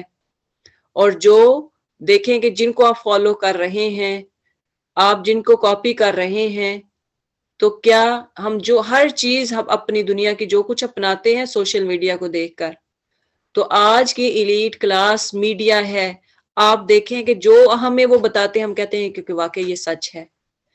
کچھ ایک چینل کچھ بتائے گا، دوسرا تیسرا چوتھا، اور سارے پھر اسی بات کو لے کے کتنا وہ اچھالتے ہیں، تو ہم سمجھتے ہیں کہ واقعی یہ سچ بول رہے ہیں. جو کچھ ہو رہا ہے وہ سچ ہے. ہماری آنکھوں پہ اس طرح سے وہ پٹی باندھ دیتے ہیں، ہمیں لگتا ہے ہر چیز صحیح ہے. جنہوں نے اس بات کی ماننے سے انکار کیا بولے ہماری نظر میں تو تم اس کے سوا کچھ نہیں ہو کہ بس ایک انسان ہو ہم جیسے. اور ہم دیکھ رہے ہیں کہ ہماری قوم میں بس ان لوگوں نے جو ہمارے ہاں ارزال تھے، یعنی لوور کلاس، تھرڈ کلاس تھے، بے سوچے سمجھے تمہاری پیروی اختیار کر لی ہے. یعنی تمہیں کون فالو کر رہے ہیں؟ تھرڈ کلاس کے لوگ. تمہیں کون فالو کر رہے ہیں؟ غریب لوگ، غریب عوام. اور ہم کوئی چیز بھی ایسی نہیں پاتے جس میں تم لوگ ہم سے کچھ بڑے ہوئے ہو. یعنی کوئی ایسی چیز ہم بظاہر، یعنی وہ لوگ کون تھے؟ سٹیٹس کانشیس تھے کہ دیکھو تمہارے پاس تو کچھ بھی نہیں ہے، ہم سے زیادہ نہیں ہو، تم ایلیٹ کلاس سے نہیں ہو، تم ہمارے سے زیادہ، تمہارے پاس مال و دولت نہیں ہے، بلکہ ہم تو تمہیں جھوٹا سمجھتے ہیں. یہ تھا ان کا اعتراض، یعنی حضرت نوح علیہ السلام کی قوم کا. تو دیکھیں کہ آج کا دور دیکھ لیں اور آج سے کتنے سال پہلے، ہزاروں سال پہلے دیکھ لیں کہ ان کا انداز اور ہمارے لوگوں کا انداز کیا سیم نہیں ہے؟ ملتا جلتا ہے. قال یا قومی ارأیتم، اس نے کہا اے برادران قوم. پیچھے بھی ہم نے پڑھا تھا یا قومی، مبلغ کا ایک انداز ہے بات کرنے کا، وہ بڑے تحمل مزاج ہوتا ہے، نرم مزاج ہوتا ہے، بات پہ جھگڑتا نہیں ہے. ذرا سوچو تو صحیح، اگر میں اپنے رب کی طرف سے ایک کھلی شہادت پر قائم تھا اور پھر اس نے مجھ کو اپنی خاص رحمت سے بھی نواز دیا، یعنی خاص رحمت اللہ نے کیا کی؟ وحی کے ذریعے، مگر وہ تم کو نظر نہ آئی، تو آخر ہمارے پاس کیا ذریعہ ہے کہ تم ماننا نہ چاہو اور ہم زبردستی اس کو تمہارے سر چپک دیں. یعنی زبردستی ہم نہیں کر سکتے، زبردستی تھوپ نہیں سکتے، ہم آپ کو فورس نہیں کر سکتے. وَيَا قَوْمِ لَا أَسْأَلُكُمْ عَلَيْهِ مَالًا، یعنی دیکھیں کہ کتنا کہا اے برادران قوم، میں اس کام پر تم سے کوئی مال نہیں مانگتا، میں فری اینی کاسٹ، یعنی اللہ کی رضا کے لیے میں تمہیں تبلیغ کرتا ہوں، تم سے کوئی مال بھی نہیں مانگتا، تم سے کوئی ڈیمانڈ بھی نہیں کرتا کہ مجھے فلاں چیز دو، میرا اجر تو اللہ کے ذمے ہے. اور میں ان لوگوں کو دھکے دینے سے بھی رہا جنہوں نے میری بات مانی ہے. یعنی جو تمہاری نظر میں سو کالڈ جو کہتے ہو تھرڈ کلاس ہے، سوری، ان لوگوں کو جو تھرڈ کلاس جن کو تم کہتے ہو، اب میں ان کو دھکے دینے سے رہا، میں ان کو اپنے سے نہیں ہٹا سکتا. اب دیکھیں کہ پہلے ہم نے پڑھا تھا کہ آپ صلی اللہ علیہ وسلم کے پاس جو جیسا کہ صحابہ آتے تھے، جیسا کہ آپ کہہ لیں کہ حضرت صہیب اور باقی جو عام لوگ جو مسلمان ہوئے تھے، تو مشرکین میں تو یہی کہتے تھے نا کہ ان کو اپنے پاس سے ہٹاتے کیوں نہیں ہو، ہٹاؤ یہاں سے، اور اللہ نے کہہ دیا کہ نہیں، یہ ایمان والے ہیں، ان کو نہیں ہٹا سکتے۔ تو یہی بات یہاں پہ دیکھیں کتنے سو سال بعد آپ صلی اللہ علیہ وسلم آئے تو قوم کا انداز وہی تھا جو حضرت نوح علیہ السلام کے زمانے میں، اور آج کے لوگوں کا بھی انداز کیا ہوتا ہے، یہی ہوتا ہے۔ اگر تبلیغ کرنے والا کسی عام گھر سے ہو، اگر تبلیغ کرنے والا، اگر مبلغ کوئی عام گھرانے سے ہو، لوور کلاس سے ہو، تو کیا کہا جاتا ہے، اس کی بات ہی نہیں سنتے۔ یہ آیا بڑا ہمیں بتانے والا، خود تو دیکھے اپنے آپ کو، تو وہ بیچارہ بائک پہ آئے گا، موٹر سائیکل پہ آئے گا، اور یہ جو ہے مرسیڈیز پہ آئیں گے اور اس کا مذاق اڑائیں گے کہ اس کی بات ہم سنیں۔ تو آج کے دور میں بھی ہمارے لوگ ایسے ہی ہیں، وہ آپ اپنے رب کے حضور جانے والے ہیں، مگر میں دیکھتا ہوں کہ تم لوگ جہالت برت رہے ہو۔ اے قوم، اگر میں ان لوگوں کو دھتکار دوں تو خدا کی پکڑ سے مجھے کون بچائے گا؟ تم لوگوں کی سمجھ میں کیا اتنی بات بھی نہیں آتی کہ اگر میں ان کو اپنے پاس سے دور کر دیتا ہوں تو اللہ کا عذاب مجھے پکڑے گا؟ اور میں تم سے نہیں کہتا کہ میرے پاس اللہ کے خزانے ہیں، نہ یہ کہتا ہوں کہ میں غیب کا علم رکھتا ہوں۔ آپ صلی اللہ علیہ وسلم کے بارے میں بھی ہم نے پہلے پڑھا کہ آپ صلی اللہ علیہ وسلم بھی یہی کہتے تھے۔ اللہ تعالیٰ نے کہا کہ کل کہہ دیجیے اے نبی کہ میرے پاس کوئی علم غیب نہیں ہے، غیب کا علم نہیں ہے، نہ یہ میرا دعویٰ ہے کہ میں فرشتہ ہوں۔ یعنی جو کہتے ہیں نور ہے، کوئی نور نہیں، فرشتے نور ہوتے ہیں۔ اور یہ بھی میں نہیں کہہ سکتا کہ جن لوگوں کو تمہاری آنکھیں حقارت سے دیکھتی ہیں، یعنی تھرڈ کلاس جس کو کہتے ہو، انہیں اللہ نے کوئی بلائی نہیں دی، میں یہ بھی نہیں کہتا۔ ان کے نفس کا حال اللہ ہی کو بہتر پتا ہے، اگر میں ایسا کہوں تو ظالم ہوں گا۔ آخر کار ان لوگوں نے کہا اے نوح علیہ السلام، تم نے ہم سے جھگڑا کیا اور بہت کر لیا، بس انف، اب تو بس وہ عذاب لے آؤ جس کی تم ہمیں دھمکی دیتے ہو اگر سچے ہو۔ نوح علیہ السلام نے جواب دیا وہ تو اللہ ہی لائے گا اگر چاہے گا، اور اتنا بل بوتا نہیں رکھتے کہ اسے روک دو، تم اتنے پاور نہیں رکھتے ہو کہ تم اللہ کے عذاب کو روک سکو۔ اب اگر میں تمہاری کچھ خیر خواہی کرنا بھی چاہوں تو میری خیر خواہی تمہیں کوئی فائدہ نہیں دے سکتی، جبکہ اللہ ہی نے تمہیں بھٹکا دینے کا ارادہ کر لیا ہے، وہی تمہارا رب ہے اور اسی کی طرف تمہیں پلٹنا ہے۔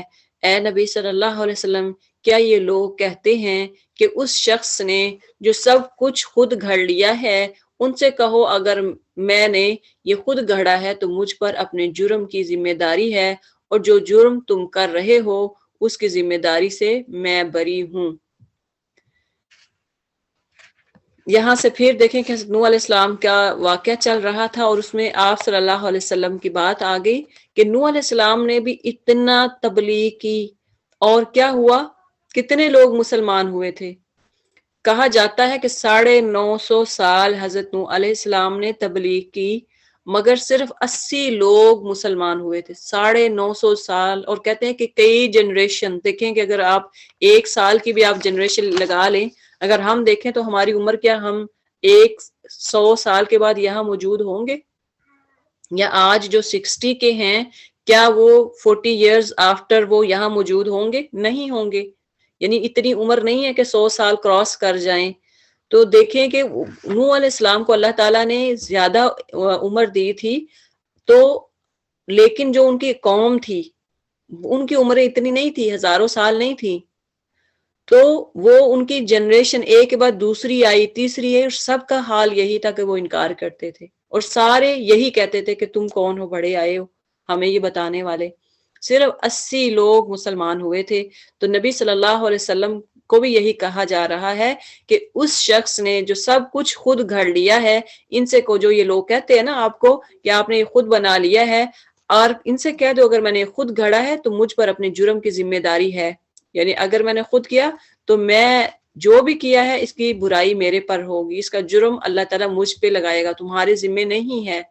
وَأُوحِيَ إِلَىٰ نُوحٍ أَنَّهُ اور نوح علیہ السلام پر وحی کی گئی کہ تمہاری قوم میں سے جو لوگ ایمان لا چکے بس وہ لا چکے، اب کوئی ماننے والا نہیں، ان کے کرتوتوں پر غم کھانا چھوڑ دو اور ہماری نگرانی میں ہماری وحی کے مطابق ایک کشتی بنانا شروع کر دو۔ آپ نے سورہ یونس میں پڑھا، اس میں یہ ڈیٹیل نہیں تھی کشتی بنانے والی۔ اور ہماری نگرانی میں ہماری وحی کے مطابق ایک کشتی بنانا شروع کر دو، اور دیکھو جن لوگوں نے ظلم کیا ہے ان کے حق میں مجھ سے کوئی سفارش نہ کرنا، یہ سارے کے سارے اب ڈوبنے والے ہیں۔ اب کیا ہوا کہ جب وہ کشتی بنا رہے تھے تو اس پہ بھی انہوں نے مذاق اڑایا۔ نوح علیہ السلام کشتی بنا رہا تھا اور اس کی قوم کے سرداروں میں سے جو کوئی اس کے پاس سے گزرتا تھا وہ اس کا مذاق اڑاتا تھا۔ اس نے کہا اگر تم ہم پر ہنستے ہو تو ہم بھی تم پر ہنس رہے ہیں۔ مذاق اڑاتے تھے، کیا کہتے تھے کہ یہ کہاں صحرا میں چلائے گا، کیونکہ وہاں پہ تو کوئی سمندر نہیں تھا، کوئی دریا نہیں تھا، خشکی تھی ساری۔ جب نوح علیہ السلام وہاں پر کشتی بنا رہے تھے تو وہ مذاق اڑاتے تھے، ہنس ہنس کر کہتے تھے کہ بڑے میاں کی دیوانگی دیکھو، کیسا یہ دیوانہ ہو گیا ہے۔ آخر کو یہاں تک پہنچی کہ اب آپ خشکی میں جہاز چلائیں گے، یعنی آپ کو وہ نوح علیہ السلام کو ہنس ہنس کے طنز کرتے، باتیں کرتے۔ ان قریب تمہیں خود معلوم ہو جائے گا کہ کس پر وہ عذاب آتا ہے جو اسے رسوا کر دے گا، اور کس پر وہ بلا ٹوٹ پڑتی ہے جو ٹالے نہ ٹلے گی، یعنی وہ بلا جو ہے، وہ آزمائش جو ہے، وہ آفت جو ہے کس پر آتی ہے۔ یہاں تک کہ جب ہمارا حکم آ گیا اور وہ تنور ابل پڑا تو ہم نے، وہ ایک نشانی تھی تنور کے پھوٹنے کی، تو ہم نے یعنی کہا جاتا ہے کہ طوفان کی آنے سے پہلے ایک خاص تنور تھا جس کے نیچے سے پانی کا چشمہ پھوٹا تھا، تو وہ ایک نشانی تھی کہ اب عذاب آ رہا ہے۔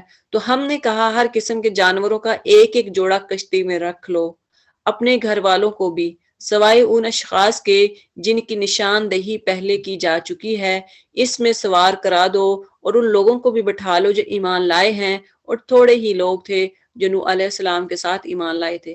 یعنی کتنے لوگ تھے؟ صرف 80۔ نوح علیہ السلام نے کہا سوار ہو جاؤ اس میں اللہ کے نام سے۔ کیا کہا؟ وَقَالَ ارْكُبُوا فِيهَا بِسْمِ اللَّهِ مَجْرَيْهَا وَمُرْسَاهَا إِنَّ رَبِّي لَغَفُورٌ رَحِيمٌ۔ تو یہ بسم اللہ مجریہا و مرساہا، پورے قرآن میں یہ فرسٹ ایک ورڈ ہے، لیٹر ہے را، جو رے کے ساؤنڈ میں پڑھا جاتا ہے۔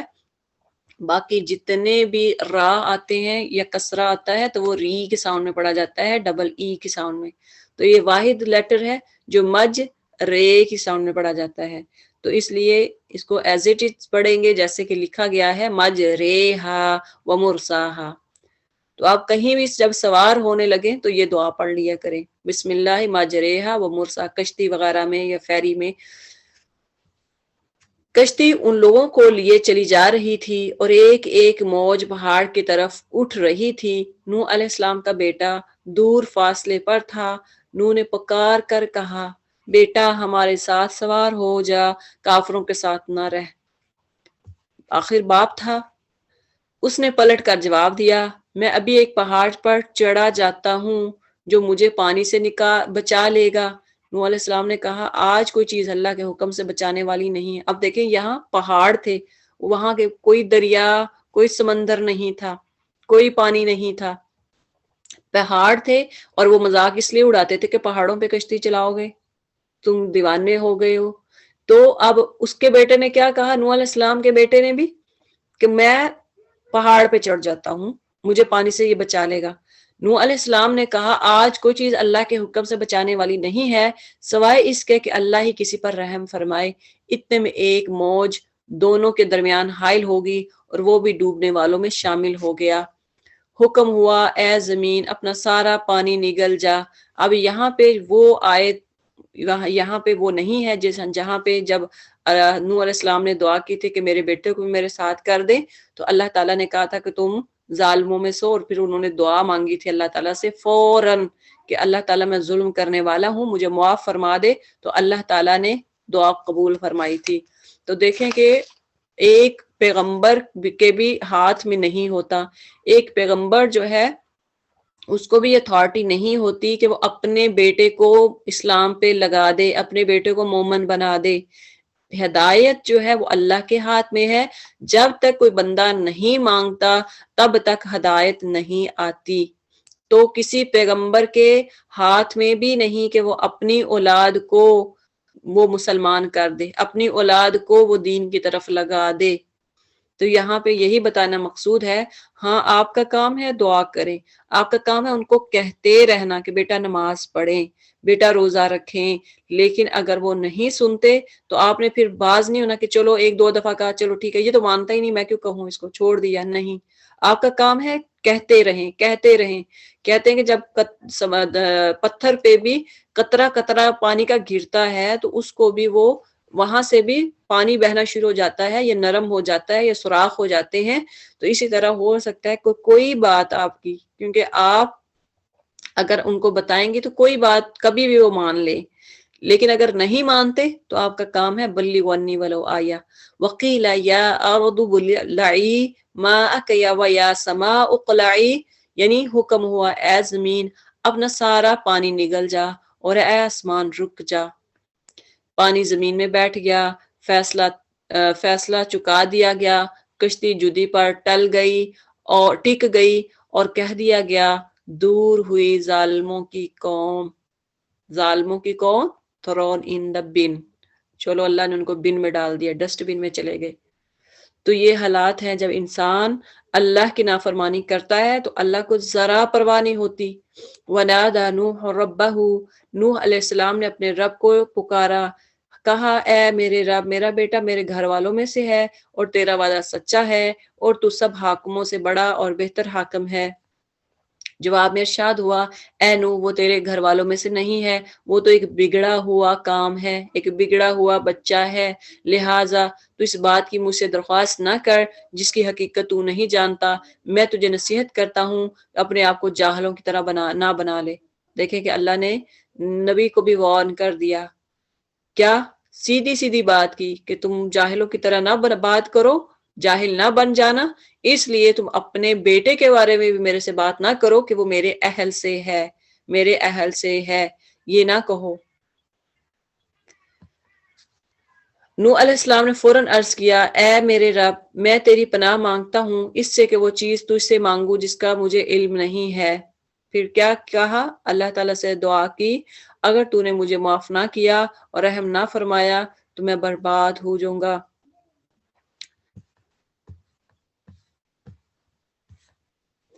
حکم ہوا اے نوح اتر جا، ہماری طرف سے سلامتی اور برکتیں ہیں تجھ پر اور ان گروہوں پر جو تیرے ساتھ ہیں، اور کچھ گروہ ایسے بھی ہیں جن کو ہم کچھ مدت سمانے زندگی بخشیں گے، پھر انہیں ہماری طرف سے دردناک عذاب پہنچے گا۔ یعنی اس پہاڑ سے جس پر کشتی ٹھہری تھی وہاں سے کہا کہ اب یہاں سے آپ چلے جائیں، یہاں سے اتر جائیں۔ اے نبی صلی اللہ علیہ وسلم یہ غیب کی خبریں ہیں جو ہم تمہاری طرف وحی کر رہے ہیں، اس سے پہلے نہ تم ان کو جانتے تھے اور نہ تمہاری قوم، بس صبر کرو، انجام کار متقیوں کے ہی حق میں ہے۔ اور عاد کی طرف ہم نے ان کے بھائی ہود کو بھیجا۔ اب ایک اور قصہ سٹارٹ ہو گیا ہے ہود علیہ السلام کا۔ تو یہاں سے یہ ہود جو ورڈ آیا ہے، سورت کا نام بھی ہود ہے، اسی وجہ سے ہے کہ یہ عاد کی طرف ہم نے ان کے بھائی ہود کو بھیجا۔ اس نے کہا اے برادران قوم اللہ کی بندگی کرو، تمہارا کوئی خدا اس کے سوا نہیں ہے، تم نے محض جھوٹ گھر رکھے ہیں۔ اے برادران قوم اس کام پر میں تم سے کوئی اجر نہیں چاہتا، میرا اجر تو اس کے ذمے ہے جس نے مجھے پیدا کیا، کیا تم عقل سے ذرا کام نہیں لیتے؟ اے میری قوم کے لوگ اپنے رب سے معافی مانگو، پھر اس کی طرف پلٹو، وہ تم پر آسمان کے دہانے کھول دے گا، یعنی آسمان کے دروازے کھول دے گا اور تمہاری موجودہ قوت پر مزید قوت کا اضافہ کرے گا، مجرموں کی طرح منہ نہ پھیرو۔ اللہ تعالیٰ نے ان کو اتنا سٹرونگ بنایا تھا، بہت زیادہ یہ مضبوط اور بڑے بڑے لوگ تھے۔ انہوں نے جواب دیا اے ہود تو ہمارے ساتھ کوئی سری شہادت لے کر نہیں آیا اور تیرے کہنے سے ہم اپنے معبودوں کو نہیں چھوڑ سکتے اور تجھ پر ہم ایمان لانے والے بھی نہیں ہیں، ہم تو یہ سمجھتے ہیں کہ تیرے اوپر ہمارے معبودوں میں سے کسی کی مار پڑ گئی ہے۔ اللہ اکبر، کسی سے کہیں کہ تجھ پر نحوست چھا گئی ہے۔ تو کتنی بڑی بات ہے کہ جب کسی سے کہا جائے کہ تجھ پر تو ہمارے معبودوں کی مار پڑ گئی، لعنت پڑ گئی یا نحوست چھا گئی ہے۔ ہود علیہ السلام نے کہا میں اللہ کی شہادت پیش کرتا ہوں اور تم گواہ رہو کہ یہ جو اللہ کے سوا دوسروں کو تم نے خدائی میں شریک ٹھہرا رکھا ہے، اس سے میں بیزار ہوں۔ تم سب کے سب مل کر میرے خلاف اپنی کرنی میں کسر نہ اٹھا رکھو اور مجھے مہلت نہ دو۔ میرا بھروسہ اللہ پر ہے جو میرا رب بھی ہے تمہارا رب بھی ہے۔ کوئی جاندار ایسا نہیں جس کی چوٹی اس کے ہاتھ میں نہ ہو، جو بے شک میرا رب سیدھی راہ پر ہے۔ اگر تم منہ پھیرتے ہو تو پھیر لو، جو پیغام دے کر میرے پاس بھیجا گیا تھا وہ میں تم کو پہنچا چکا ہوں، یعنی جو میسج اللہ نے مجھے دیا تھا میں نے وہ تم تک پہنچا دیا۔ اب میرا رب تمہاری جگہ دوسری قوم کو اٹھائے گا اور تم اس کا کچھ نہ بگاڑ سکو گے، یقیناً میرا رب ہر چیز پر نگراں ہے۔ پھر جب ہمارا حکم آ گیا تو ہم نے اپنی رحمت سے ہود کو اور ان لوگوں کو جو اس کے ساتھ ایمان لائے تھے نجات دے دی اور ایک سخت عذاب سے بچا لیا۔ یہ ہے عاد، اپنے رب کی آیات سے انہوں نے انکار کیا، اس کے رسولوں کی بات نہ مانی اور ہر جبار دشمن حق کی پیروی کرتے رہے۔ another nation into bin، اللہ نے ان کو بھی بن میں ڈال دیا۔ آخر کار اس دنیا میں بھی ان پر پھٹکار پڑی اور قیامت کے روز بھی سنو، عاد نے اپنے رب سے کفر کیا، سنو دور پھینک دیے گئے عاد ہود کی قوم کے لوگ، اللہ نے ان کو بھی پھینک دیا۔ اور سمود کی طرف ہم نے ان کے بھائی صالح کو بھیجا، اس نے کہا اے میری قوم کے لوگوں، اللہ کی بندگی کرو، اس کے سوا تمہارا کوئی خدا نہیں ہے، وہی ہے جس نے تم کو زمین سے پیدا کیا اور یہاں تم کو بسایا ہے، لہٰذا تم اس سے معافی چاہو، اس کی طرف پلٹ آؤ، یقیناً میرا رب قریب ہے اور وہ دعاؤں کا جواب دینے والا ہے۔ انہوں نے کہا اے صالح علیہ السلام، اس سے پہلے تو ہمارے درمیان ایسا شخص تھا، یعنی تو ہمارے درمیان ایسا شخص تھا جس سے بڑی توقعات وابستہ تھی، ہم بڑا ایکسپیکٹ کر رہے تھے تم سے، کیا تو ہمیں ان معبودوں کی عبادت سے روکنا چاہتا ہے جن کی عبادت ہمارے باپ دادا کرتے تھے؟ تو جس طریقے کی طرف ہمیں بلا رہا ہے اس کے بارے میں ہم کو سخت شبہ ہے، ہمیں ڈاؤٹ ہے، جس نے ہمیں خلجان میں ڈال رکھا ہے۔ صالح علیہ السلام نے کہا اے برادران قوم، تم نے کچھ اس بات پر بھی غور کیا کہ اگر میں اپنے رب کی طرف سے ایک صاف شہادت رکھتا تھا اور پھر اس نے اپنی رحمت سے بھی مجھ کو نواز دیا تو اس کے بعد اللہ کی پکڑ سے مجھے کون بچائے گا اگر میں اس کی نافرمانی کروں؟ یعنی میں کیسے نافرمانی کر سکتا ہوں اللہ کی؟ تم میرے کس کام آ سکتے ہو سوائے اس کے کہ مجھے اور زیادہ خسارے میں ڈال دو۔ اے میری قوم کے لوگوں، دیکھو یہ اللہ کی اونٹنی تمہارے لیے ایک نشانی ہے۔ انہوں نے ڈیمانڈ کی تھی کہ ہمیں کوئی نشانی کے طور پہ اونٹنی اس پہاڑ سے نکال کے دکھائیں، اگر آپ اللہ کے سچے رسول ہیں تو ان کی ڈیمانڈ پر پھر اللہ تعالیٰ نے ان کی آنکھوں کے سامنے اونٹنی نکالی، اسے خدا کی زمین میں چرنے کے لیے آزاد چھوڑ دو اور اس سے ذرا تعرض نہ کرنا ورنہ کچھ زیادہ دیر نہ گزرے گی کہ تم پر اللہ کا عذاب آ جائے گا۔ مگر انہوں نے اونٹنی کو مار ڈالا۔ اس پر صالح علیہ السلام نے ان کو خبردار کیا کہ بس اب 3 دن اپنے گھروں میں اور بس لو، یہ ایسی میعاد ہے جو جھوٹی نہ ثابت ہوگی۔ آخر کار جب ہمارے فیصلے کا وقت آ گیا تو ہم نے اپنی رحمت سے صالح کو اور ان لوگوں کو جس کے ساتھ ایمان لائے تھے بچا لیا اور اس دن کی رسوائی سے ان کو محفوظ رکھا۔ بے شک تیرا رب ہی ہے دراصل طاقتور اور بالادست۔ رہے وہ لوگ جنہوں نے ظلم کیا تھا تو ایک سخت دھماکے نے ان کو دھر لیا، ایک سخت دھماکہ ہوا اور وہ اپنی بستیوں میں اس طرح بے حس و حرکت پڑے کے پڑے ہی رہ گئے۔ تو آج دیکھیں کہ آج ڈیڈ سی میں آپ دیکھتے ہیں کہ آج بھی ان کی جو نشانات ہے ان کے گھروں کے آج بھی بستیوں کے الٹنے کے وہ آپ دیکھتے ہیں کہ کہا جاتا ہے کہ پکی ہوئی جو مٹی تھی ان کو نشان لگائے گئے اور ان کے گھروں کو الٹا دیا گیا، جیسے ایک دھماکہ ہوتا ہے بم بلاسٹ ہوتا ہے تو کیا ہوتا ہے کہ وہ سارے ایسے جل بن جاتے ہیں، تو اللہ نے ان کو بھی بن میں ڈال دیا، کَأَلَّمْ يَغْنَوْا فِيهَا، گویا وہ وہاں کبھی بے بسے ہی نہ تھے۔ سنو سمود نے اپنے رب سے کفر کیا، یعنی قوم سمود نے اپنے رب کا انکار کیا، دور پھینک دیے گئے سمود۔ اور دیکھو ابراہیم علیہ السلام کے پاس ہمارے فرشتے خوشخبری لیے ہوئے پہنچے، کہا تم پر سلام ہو۔ ابراہیم علیہ السلام نے جواب دیا تم پر بھی سلام ہو۔ تو ہماری گریٹنگ یہ ہے کہ جب آپ سے کوئی ملتا ہے تو السلام علیکم، جو مسلم ہے تو السلام علیکم کہیں، اور اسی طرح اس کے جواب میں وعلیکم السلام ورحمۃ اللہ۔ پھر کچھ دیر نہ گزری کہ ابراہیم علیہ السلام ایک بنا ہوا بچڑا ان کے ضیافت کے لیے لے آیا۔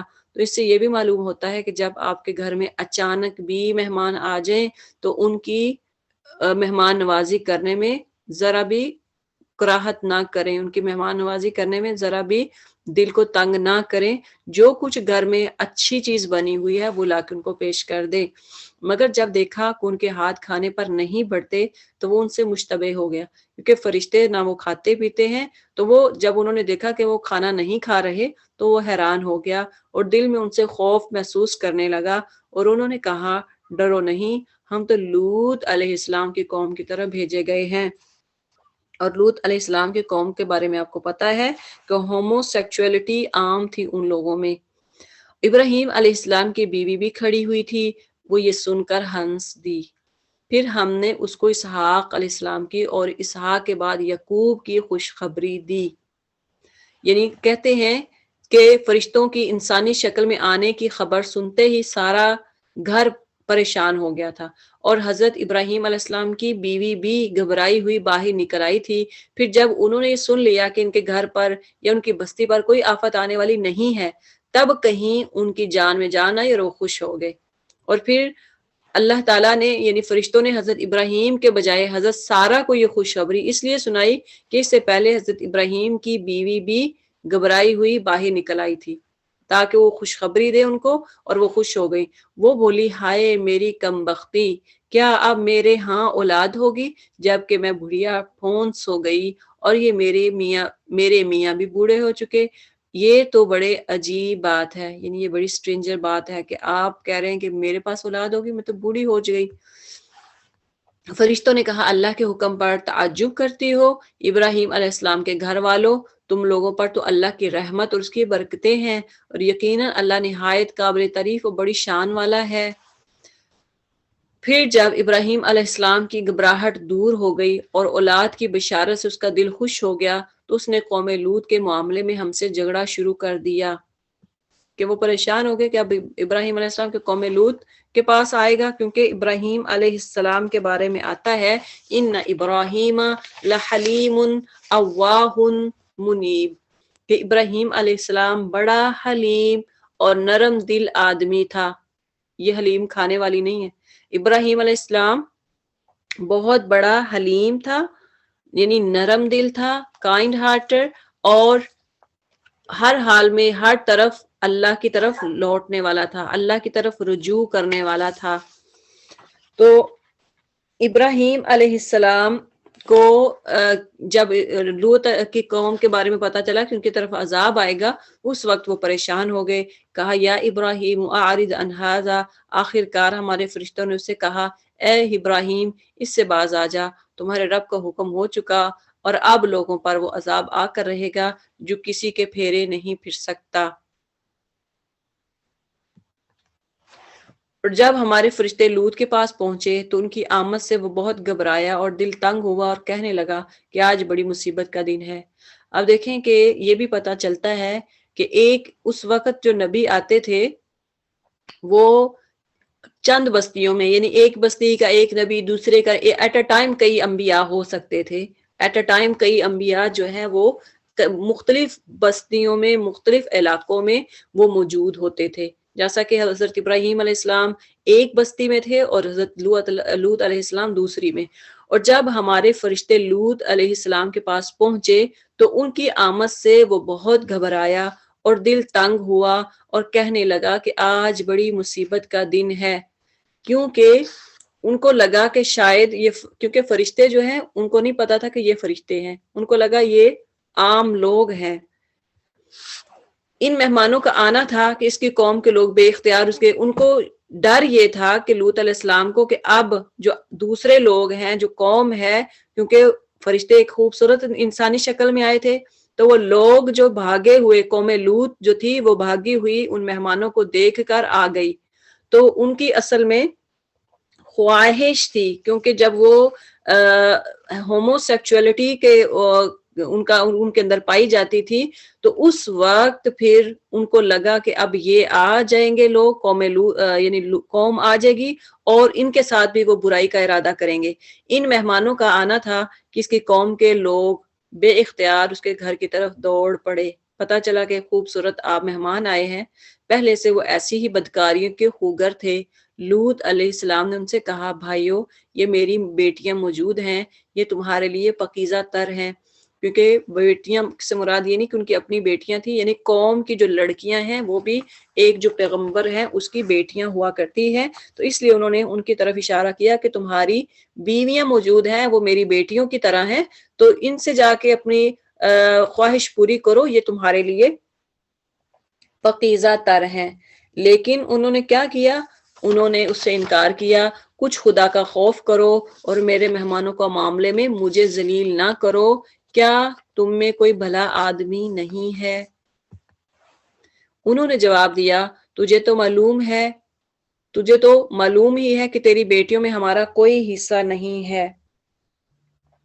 کیونکہ دیکھیں کہ وہ بیٹیوں کے ساتھ ان کا تعلق نہیں تھا، مردوں کے ساتھ خوش رہتے تھے، تو اس لیے لسٹ نے ان کو پاگل کر دیا تھا کہ اب یہ خوبصورت لوگ ان کو نظر آ گئے تو وہ دیوانے ہو چکے تھے اور کہا کہ تیری بیٹیوں میں ہمارا کوئی حصہ نہیں، ہم کوئی انٹرسٹڈ نہیں ہیں، اور تو یہ بھی جانتا ہے کہ ہم کیا چاہتے ہیں. نعوذ باللہ. دیکھیں کہ سامنے وہ برائی کرتے تھے. لوط علیہ السلام نے کہا، کاش میرے پاس اتنی طاقت ہوتی کہ تمہیں سیدھا کر دیتا، یا کوئی مضبوط سہارا ہی ہوتا کہ اس کی پناہ لیتا.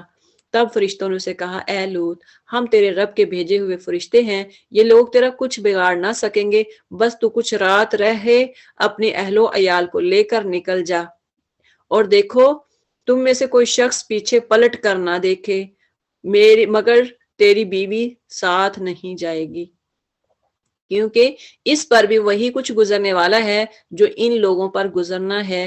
ان کی تباہی کے لیے صبح کا وقت مقرر ہے، صبح ہوتے ہی اب دیر ہی کتنی ہے. تو صبح ہوتے کیا ہوگا؟ ان کی تباہی آ جائے گی. تب ان کی بیوی جو تھی، ان کے بارے میں بھی لازمی نہیں ہے کہ جو پیغمبر ہوتے ان کی بیویاں بڑی پاک باز تھیں.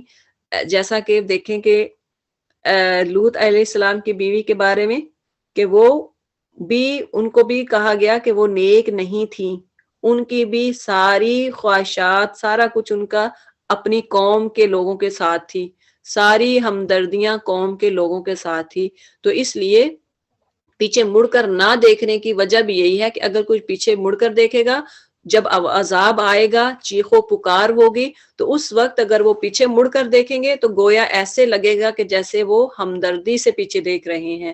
فَلَمَّا جَاءَ أَمْرُنَا جَعَلْنَا عَالِيَهَا سَافِلَهَا وَأَمْطَرْنَا عَلَيْهَا حِجَارَةً مِّن سِجِّيلٍ. پھر جب ہمارے فیصلے کا وقت آ پہنچا تو ہم نے اس بستی کو تل پٹ کر دیا، یعنی الٹا دیا، اور اس پر پکی ہوئی مٹی کے پتھر تابڑ توڑ برسائے. تو کہا جاتا ہے کہ ان پتھروں پر نام لکھے ہوئے تھے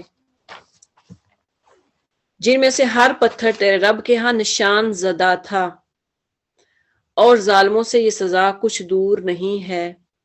اور مدین والوں، اب یہاں سے شعیب علیہ السلام کی قوم کا ذکر شروع ہو گیا ہے.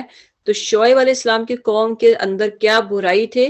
وہ فائنینشلی ڈس آنیسٹی ان کے اندر پائی جاتی تھی، وہ ناپ تول میں کمی و بیشی کرتے تھے. وَإِلَىٰ مَدْيَنَ أَخَاهُمْ شُعَيْبًا، اور مدین والوں کی طرف ہم نے ان کے بھائی شعیب کو بھیجا. اس نے کہا، اے میری قوم کے لوگو، اللہ کی بندگی کرو، اس کے سوا تمہارا کوئی خدا نہیں ہے، اور ناپ تول میں کمی نہ کرو. اگر آج میں تم کو اچھے حال میں دیکھ رہا ہوں، مگر مجھے ڈر ہے کہ کل تم ایسا دن آئے گا جس کا عذاب سب کو گھیر لے گا۔ اے برادران قوم، ٹھیک ٹھیک انصاف کے ساتھ پورا ناپو اور تولو، اور لوگوں کو ان کی چیزوں میں گھاٹا نہ دیا کرو، اور زمین میں فساد نہ پھیلاتے پھرو۔ اللہ کی دی ہوئی بچت تمہارے لیے بہتر ہے اگر تم مومن ہو، یعنی اللہ نے جو پروفٹ تمہارے لیے رکھا ہے وہ تمہیں مل کر رہے گا اگر تمہارا یقین اللہ پر ہے، اور بہرحال میں تمہارے اوپر کوئی نگرانے کار نہیں ہوں۔ انہوں نے جواب دیا، اے شعیب علیہ السلام، کیا تیری نماز تجھے یہ سکھاتی ہے کہ ہم ان سارے معبودوں کو چھوڑ دیں جن کی عبادت ہمارے باپ دادا کرتے تھے؟ دیکھیں کہ یہ آج کی بات ہے، اگر کسی کو آپ کہہ دیں کہ اسٹیبلش نان، کہ نہیں انل منکر کا کہیں کہ آپ یہ برائی کرتے ہیں چھوڑ دیں، تو کیا وہ کہیں گے؟ آپ اگر سارا دن نماز پڑھیں، روزہ رکھیں، کچھ نہیں، وہ آپ کو کہیں گے بڑی نیک ہیں، بڑی پاک ہیں، بڑی اللہ والی ہیں، وہ آپ کے پاس بھی آئیں گی، آ کے بیٹھیں گی، دم درود بھی کروائیں گی، پانی بھی کہیں گی کہ یہ دم کر کے پھونک دو ہمارے بچوں کو، اگر کوئی نظر ہے یا کچھ بھی ہے تو آپ سے وہ دم بھی کروائیں گی۔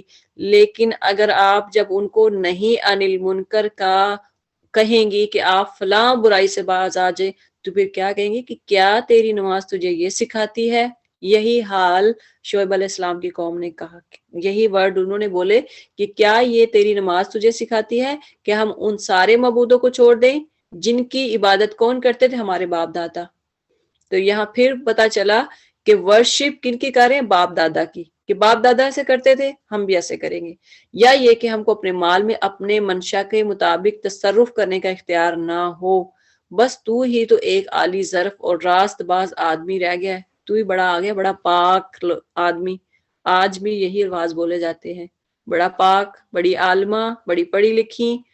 شعیب علیہ السلام نے کہا، بھائیو تم خود ہی سوچو، اگر میں اپنے رب کی طرف سے کھلی شہادت پر تھا اور پھر اس نے اپنے ہاں سے مجھ کو اچھا رزق بھی عطا کیا، تو اس کے بعد میں تمہاری گمراہی اور حرام خوریوں میں تمہارا شریک حال کیسے ہو سکتا ہوں؟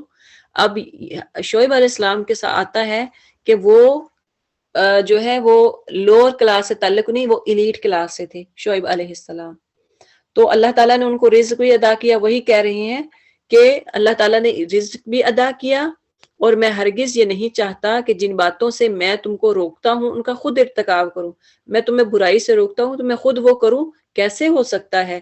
میں تو اصلاح کرنا چاہتا ہوں جہاں تک بھی میرا بس چلے۔ تو میں کیا چاہتا ہوں کہ تم اس برائی سے باز آ جاؤ، اور یہ جو کچھ میں کرنا چاہتا ہوں اس کا سارا انحصار اللہ کی توفیق پر ہے۔ اللہ جو چاہتا ہے اسی لیے میں کر رہا ہوں، اسی پر میں نے بھروسہ کیا اور ہر معاملے میں اسی کی طرف رجوع کرتا ہوں۔ اے برادران قوم، میرے خلاف تمہاری ہٹ درمی کہیں یہ نوبت نہ پہنچا دے کہ آخر کار تم پر بھی وہی عذاب آ کر رہے جو نوح علیہ السلام یا ہود یا صالح علیہ السلام کے قوم پر آیا تھا، اور لوط کی قوم تو تم سے کچھ زیادہ دور بھی نہیں ہے۔ تو ہو سکتا ہے کہ یہ قوم لوط کا واقعہ تو ابھی تازہ ہی ہے اور تمہارے قریب ہی کے علاقے میں پیش آیا ہے۔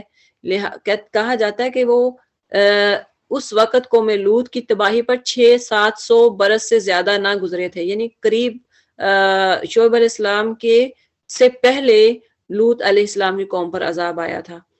دیکھو اپنے رب سے معافی مانگو اور اس کی طرف پلٹ آؤ، بے شک میرا رب رحیم ہے اور اپنی مخلوق سے محبت کرتا ہے۔ انہوں نے جواب دیا، اے شعیب تیری بہت سی باتیں تو ہماری سمجھ میں ہی نہیں آتی، کیا بولتے ہو؟ کس چیز سے ہمیں منع کرتے ہو؟ ہم دیکھتے ہیں کہ تو ہمارے درمیان ایک بے زور آدمی ہے، یعنی ایک سٹرونگ ہے آدمی ہے، تیری برادری نہ ہوتی، یہاں بھی کیا ہے؟ سٹیٹس کانشیس، پیپل کانشیس، کہ تیری برادری نہ ہوتی تو ہم کبھی کا تجھے سنسار کر چکے ہوتے۔ اس سے کیا پتا چلتا ہے کہ وہ ایلیٹ کلاس سے تھے، ان کو ڈر تھا۔ اب یہ بھی ہمیں پتا چلتا ہے کہ ایک تبلیغ کرنے والا اگر کسی ایسے ایلیٹ کلاس سے ہے تو پھر وہ جب تبلیغ کرے گا اپنے جیسے لوگوں کو تو وہ زیادہ مؤثر ہوتی ہے۔ تیرا بل بوتا تو اتنا نہیں ہے کہ ہم پر بھاری ہو، یعنی تو ہمارے جیسا ہے، ہم سے زیادہ امیر نہیں ہے، تو اب تیرے اتنا نہیں ہے کہ تو ہم پر بھاری ہو۔ شعیب نے کہا، بھائیو کیا میری برادری تم پر اللہ سے زیادہ باری ہے؟ یعنی تم اس کا، میری برادری کا دیکھ رہے ہو کہ تمہاری برادری اگر نہ ہوتی تو ہم ایسے کرتے. تم نے برادری کا تو خوف کیا اور اللہ کو بالکل پس پش ڈال دیا. جان رکھو کہ جو کچھ تم کر رہے ہو وہ اللہ کی گرفت سے باہر نہیں ہے. اے قوم کے لوگوں، تم اپنے طریقے پر کام کیے جاؤ اور میں اپنے طریقے پر کرتا رہوں گا. جلد ہی تمہیں معلوم ہو جائے گا کہ کس پر ذلت کا عذاب آتا ہے اور کون جھوٹا ہے. تم بھی انتظار کرو اور میں بھی انتظار کرتا ہوں. آخر کار جب ہمارے اس فیصلے کا وقت آ گیا، ہم نے اپنی رحمت سے شعیب اور اس کے ساتھی مومنوں کو بچا لیا، اور جن لوگوں نے ظلم کیا تھا ان کو ایک سخت دھماکے نے ایسا پکڑا کہ وہ اپنی بستیوں میں بے حس و حرکت پڑے کے پڑے رہ گئے. گویا وہ کبھی وہاں رہے بسے ہی نہ تھے. سنو، مدین والے بھی دور پھینک دیے گئے. another nation into bin. اللہ نے ان کو بھی بن میں پھینک دیا، جس طرح سمود پھینکے گئے تھے، جس طرح سمود اور عاد پھینکے گئے تھے. اور موسیٰ کو ہم نے اپنی نشانیاں اور کھلی کھلی سند ماموریت کے ساتھ فرعون اور اس کے آیان سلطنت کی طرف بھیجا. یہاں سے پھر آ گیا ہے موسیٰ علیہ السلام کا تذکرہ کہ ہم نے ان کو بھی کھلی نشانیاں دی اور ان کو بھی ایک ایسے سلطان کی طرف، یعنی جو جن کو اللہ تعالیٰ نے بہت کچھ دیا تھا، مال و دولت سب کچھ اس کی طرف بھیجا. الی فرعون و ملئہ. وہ کون تھے؟ فرعون. مگر انہوں نے فرعون کے حکم کی پیروی کی، حالانکہ فرعون کا حکم راست بازی پر نہ تھا. قیامت کے روز وہ اپنی قوم کے آگے آگے ہوگا اور اپنی پیشوائی میں انہیں دوزخ کی طرف لے جائے گا. یعنی وہ قوم جس کو وہ مانتے رہے، جس قوم جن کو فالو کرتی رہی، فرعون کو فالو کرتی رہی، تو قیامت والے دن وہ فرعون آگے آگے ہوگا اور اس کی قوم جو ہے، اس کے فالوورز اس کے پیچھے پیچھے ہوں گے. کیسی بدتر جائے وہ جگہ ہے، یعنی کتنی بدترین وہ جگہ ہے جس پر کوئی پہنچے. اور ان لوگوں پر دنیا میں بھی لعنت پڑی اور قیامت کے روز بھی پڑے گی. کیسا برا فیصلہ جو یہ کسی کو ملے. یہ چند بستیوں کی سرگشت ہے جو ہم تمہیں سنا رہے ہیں. ان میں سے بعض اب بھی کھڑی ہے اور بعض کی فصل کٹ چکی ہے. ہم نے ان پر ظلم نہیں کیا، انہوں نے آپ ہی اپنے اوپر ستم ڈھایا. اور جب اللہ کا حکم آ گیا تو ان کے وہ معبود جنہیں وہ اللہ کو چھوڑ کر پکارا کرتے تھے، ان کے کچھ کام نہ آ سکے اور انہوں نے ہلاکت و بربادی کے سوا انہیں کچھ فائدہ نہ دیا. اور تیرا رب جب کسی ظالم بستی کو پکڑتا ہے تو پھر اس کی پکڑ ایسی ہی ہوتی ہے، فی الواقع اس کی پکڑ بڑی سخت اور دردناک ہوتی ہے. حقیقت یہ ہے کہ اس میں ایک نشانی ہے ہر اس شخص کے لیے جو عذاب آخرت کا خوف کرے. اور ایک دن ہوگا جس میں سب لوگ جمع ہوں گے اور پھر جو کچھ بھی اس روز ہوگا سب کی آنکھوں کے سامنے ہوگا. ہم اس کے لانے میں کچھ بہت زیادہ تاخیر نہیں کر رہے، بس ایک گنی چنی مدت اس کے لیے مقرر ہے. جب وہ آئے گی تو کسی کو بات کرنے کی مجال نہ ہوگی. یعنی قیامت جب آئے گی تو کوئی بات نہیں کر پائے گا الا یہ کہ خدا کی اجازت سے کچھ عرض کرے. پھر کچھ لوگ اس روز بدبخت ہوں گے اور کچھ نیک ہوں گے. جو بدبخت ہوں گے وہ دوزخ میں جائیں گے جہاں گرمی اور پیاس کی شدت سے وہ ہانپیں گے اور پھٹکارے ماریں گے. اسی حالت میں وہ ہمیشہ رہیں گے جب تک کہ زمین و آسمان قائم ہے، الا یہ کہ تیرا رب کچھ اور چاہے. بے شک تیرا رب پورا اختیار رکھتا ہے کہ جو چاہے کرتا ہے. رہے وہ لوگ جو نیک بخت نکلیں گے وہ جنت میں جائیں گے اور وہاں ہمیشہ رہیں گے جب تک زمین و آسمان قائم ہے، الا یہ کہ تیرا رب کچھ اور چاہے.